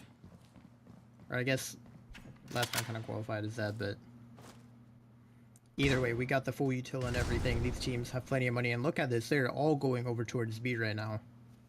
I mean, 4 heads B long, 1 person sitting in the back towards mid, but he's going to regroup with the team ultimately.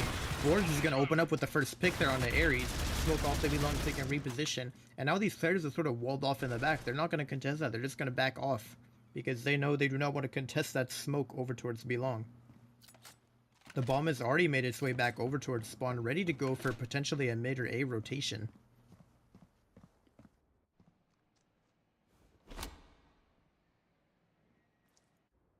Minute 17 left here in the clock. Ares has been dropped. 4v5. Thur's in a great position with this scar. Can easily lock this bomb site down. Fady about to give away his position. Fires a couple shots. There's Thur popping up, but somehow loses there to Fady. Try to go for the double. Just to have that player down just a little bit.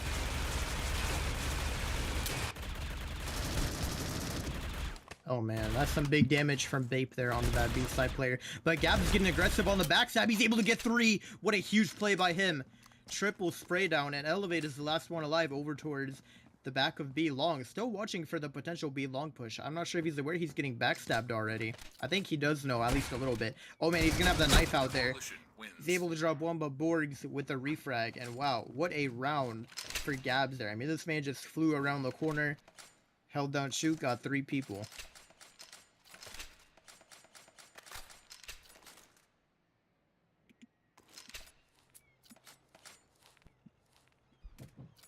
Round number 6 underway. Babe and Fady opting to roll out here with some pistols. Full buy coming in from Vortex. They played this right. This should be a 4-2 round count. I love how this man just doesn't care. He eats the flash. He says, "I don't care. I'm here. I'm ready to push into B." I think they're gonna halt the push though because of the smoke, but still, I love the effort from Babe and the confidence. He did not care that he was flashed. Now Borg's, oh my god, what is that shot by Babe? Okay, Borg's just gonna get instantly deleted over towards the B site. Now it's gonna be third to try and hold it down. He's able to get one, but Aries ready to go ahead and get that refrag. And now these players on the side of Vortex have to come in for a 3v3 retake. Gavin is going to get tagged down considerably low, and Aries is ready by the maze to go ahead and trade him out. And what is happening right now? Aries continues to push up, but Jinx is able to drop down and trade him out. We're now in a 2 versus 2 situation. Both players over towards the maze right now, spraying a lot through the boxes, trying to see if they can get some nice wallbang damage. But Chris is able to get the 2K spray down, double headshot onto both of them. And Animosity have tied it back up 3-3 now. Should have been Vortex right there, man. Look at the loadouts from both those teams coming into this. Oh, here's that play from Gabs. Just nuts. What a nice aggressive play. I love it when you just go for a push like that. You say, you know what? I'm going to go for it. I see the opportunity, and it just works out. It's so satisfying. And Vortex now has Vortex off to Eco. Yeah, I was gonna say after the last round, which again should have been it should be 4-2 right now in favor of Vortex having to eco. Oh my gosh, Babe getting a 2K. Christian elevated Aries there, also filling on the bottom right after Arkeezy was able to get 1 kill. And Animosity now with 4 points on the board. They lead by 1 over Vortex as we move into round number 8. Very close, but I'll tell you what, these rounds are moving quick.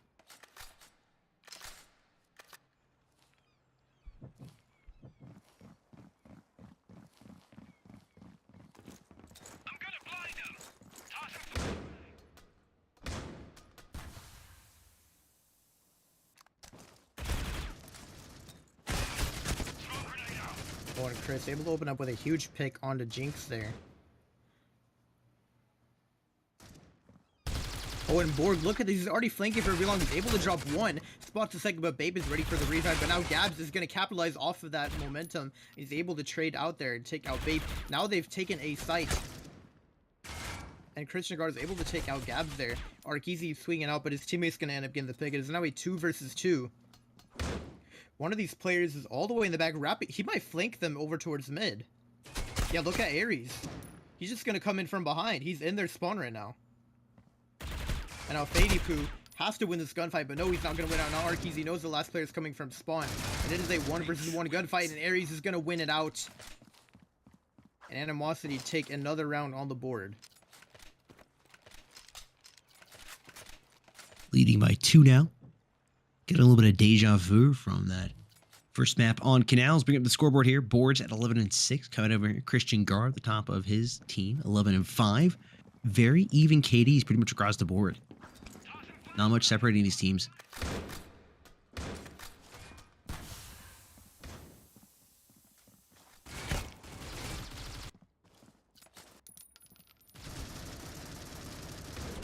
Okay, 2 opening picks on the side of Vortex. Fade is ready to refrag. Now down to a 4 versus 3. A lot of mid presence is being shown from both sides right here. Aries able to take out third there as he's just spraying from on top of the box. So now back down to a 3 versus 3. Oh, and Borg is going to get caught between a rock and a hard place, and Fade is going to take him out nice and swiftly. Arkeezy pushing through the smoke here as well. What is happening right now? Hello? They're like inside each other. I don't think they realize, but Aries is going to drop him from the other side. And now Jinx is left in a 1v3. Aries is still just put, dude, this man doesn't care. He just holds down the W key, man. Like, he's just going for it. He doesn't stop.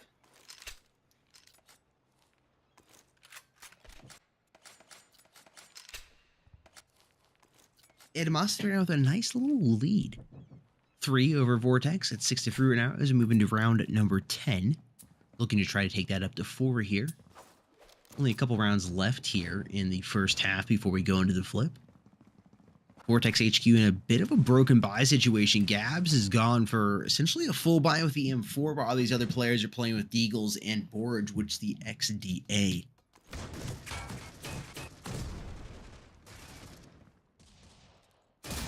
That Scar is being tough to contend with. Borge missing multiple shots, moving out of there. They're also firing a couple of warning shots, and it should be quickly cleaned up here by Animosity. Fady coming in. That bomb is not being carried by anybody right now, and it's all cleaned up. Vortex HQ eliminated out of round number 10. Respawning coming into round 11, and again, it's 7-3 here. 4 rounds in favor of Animosity.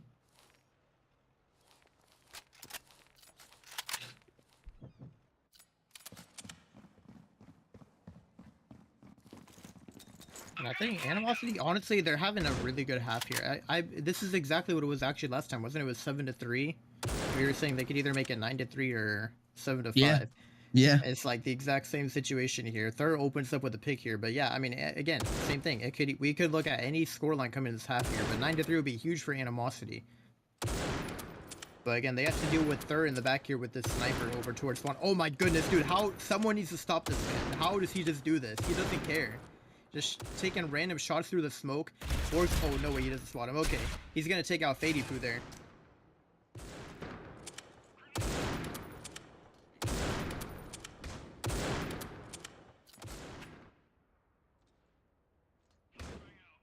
Two players of life for Animosity. Vortex Gaming looking to try to close that, but Gabs is here. And is able to do it. Animosity deleted, and it's Vortex HQ closing that gap back down to 3 again, like you said. I'm getting some deja vu from map number 1.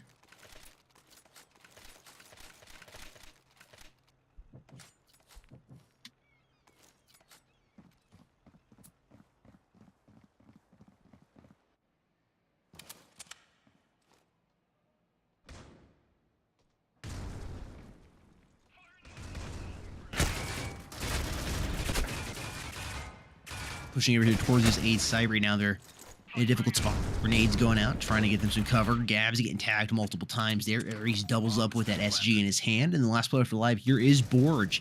He's here towards mid, trying to get above. He's going to peek across over here towards his A site. He's flashed. He finds one, but they know where he's at now. Comes in. 2 players look at him. Fady drops him. And Animosity retakes it back to 4. Look at this player right here. Third, it's just nuts on that sniper rifle. Oh yeah, no, I mean, this man, he's had like the craziest clips.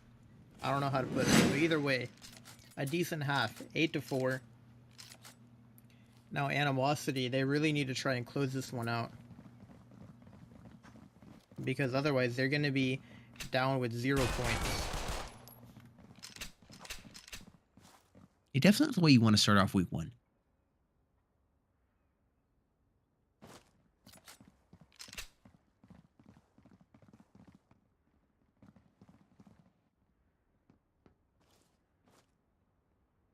Let's be a big round here. Bomb has been planted. Oh my god, Jinx. Catching him off guard. No way! No way! Oh my god, no! Oh, okay. I cannot believe he just threw that kill away. That could be a terrible mistake on his side. Aries is still alive, drops another player. Arkeezy's the last player on the side of Vortex. This is looking like it could be winnable now. Arkeezy able to drop 1. Oh, I don't think they have time. Never mind. Okay, at least Vortex were able to clean up the round there. But man, that could have been a terrible mistake for Vortex if they ended up losing that round. I kind of want to see. Yeah, we get to shame him in the replay here. I cannot believe he choked that. So close to headshot, but it looks like he just flinched at the very last second. 8-5, Animosity still leads by 3. But to that cash advantage, Vortex should be able to close it up to 2, maybe even 1. They popping out here in a difficult spot. I was going to say, Thur should be able to have him. Is able to do it, but gets dropped down quite low on the HP department. Christian Gar coming from the backside. We got to be careful. Might be able to fight a couple players. A smoke grenade to prevent him getting it. Oh, he moves right past Gab. That's unfortunate. Gives away his position. Finds one, but Thur is quick to find him. Gab doesn't even have an opportunity to turn around. The sea of yellow right now. Animosity, last player alive is Aries, and Vortex HQ is able to close it to 2.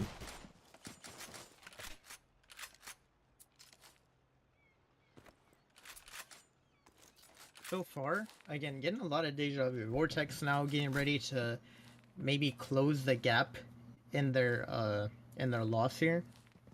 Again, we do have a full buy for Animosity, so maybe they could pull this one off. I'm interested to see what the strat is for this round. So far, a bit of mid control being taken by Animosity here. It looks like Bape is playing kind of aggressively. Aries going for a peek as well. This man just doesn't care. He wants some of the action.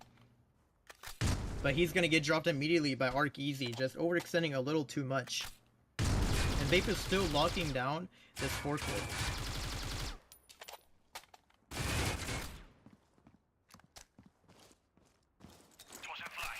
You gotta wonder, are they gonna go for A or B here ultimately? Now Fade, he's gotta go for a player, and he's gonna be able to jump up and get one. He gets two. Arc Easy there with the trade, but the damage is done for this round. Animosity, they're able to clean up the round. Look at that, 9-6. They're not letting Vortex take the lead back just quite yet.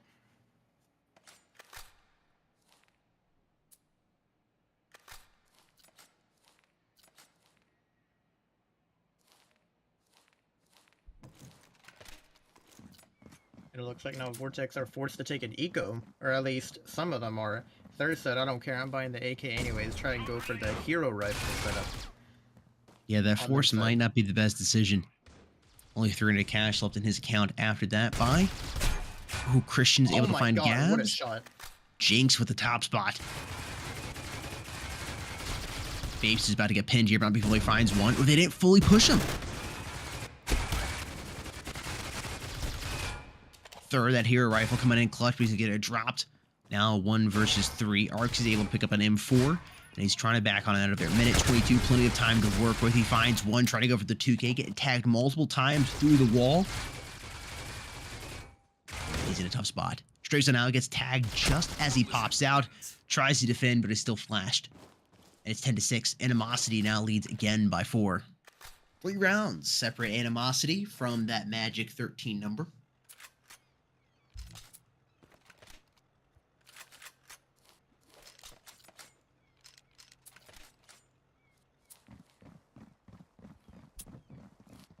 So close on their side. Woodward's looking pretty good on the side of Animosity. Like, the kills are pretty well evenly spread there. For the top half at least. Like, not really anyone carrying too hard.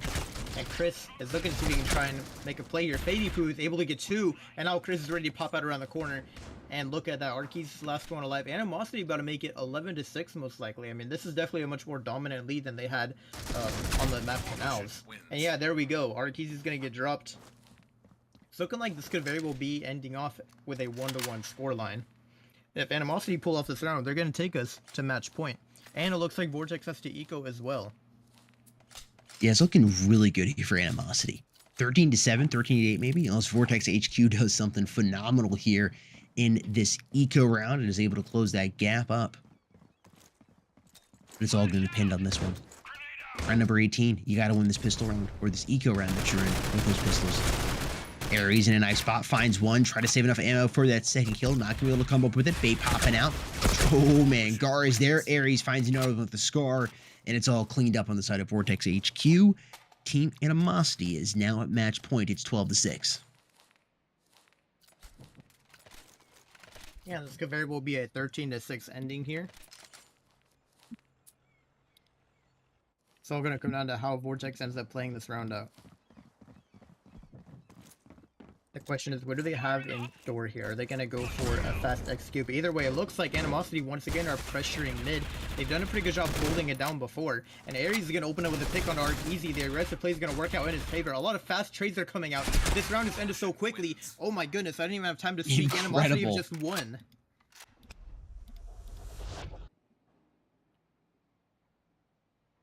GG's. And again, check out that scoreboard. 17, 20, and 20 on the top 3. I mean, they were all popping off. It wasn't just one player carrying. I mean, in Animosity, they came ready to win for that second map. They probably felt like they got robbed in that first one, and they said, we are not losing 2-0.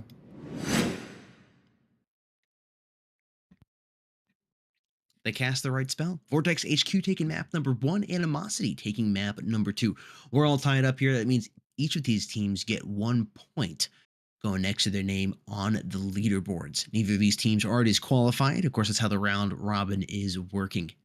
Well played to both these teams. That was a lot of fun to watch. Very close map number 1, a little bit farther separated coming into map number 2. It's still an overall good showing from both these teams.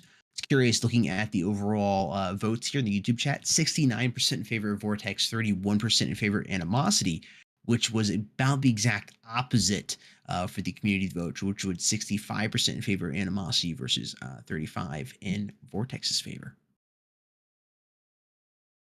Curious Again, to see that. overall, this was a tie, but you got to give it to Yeah.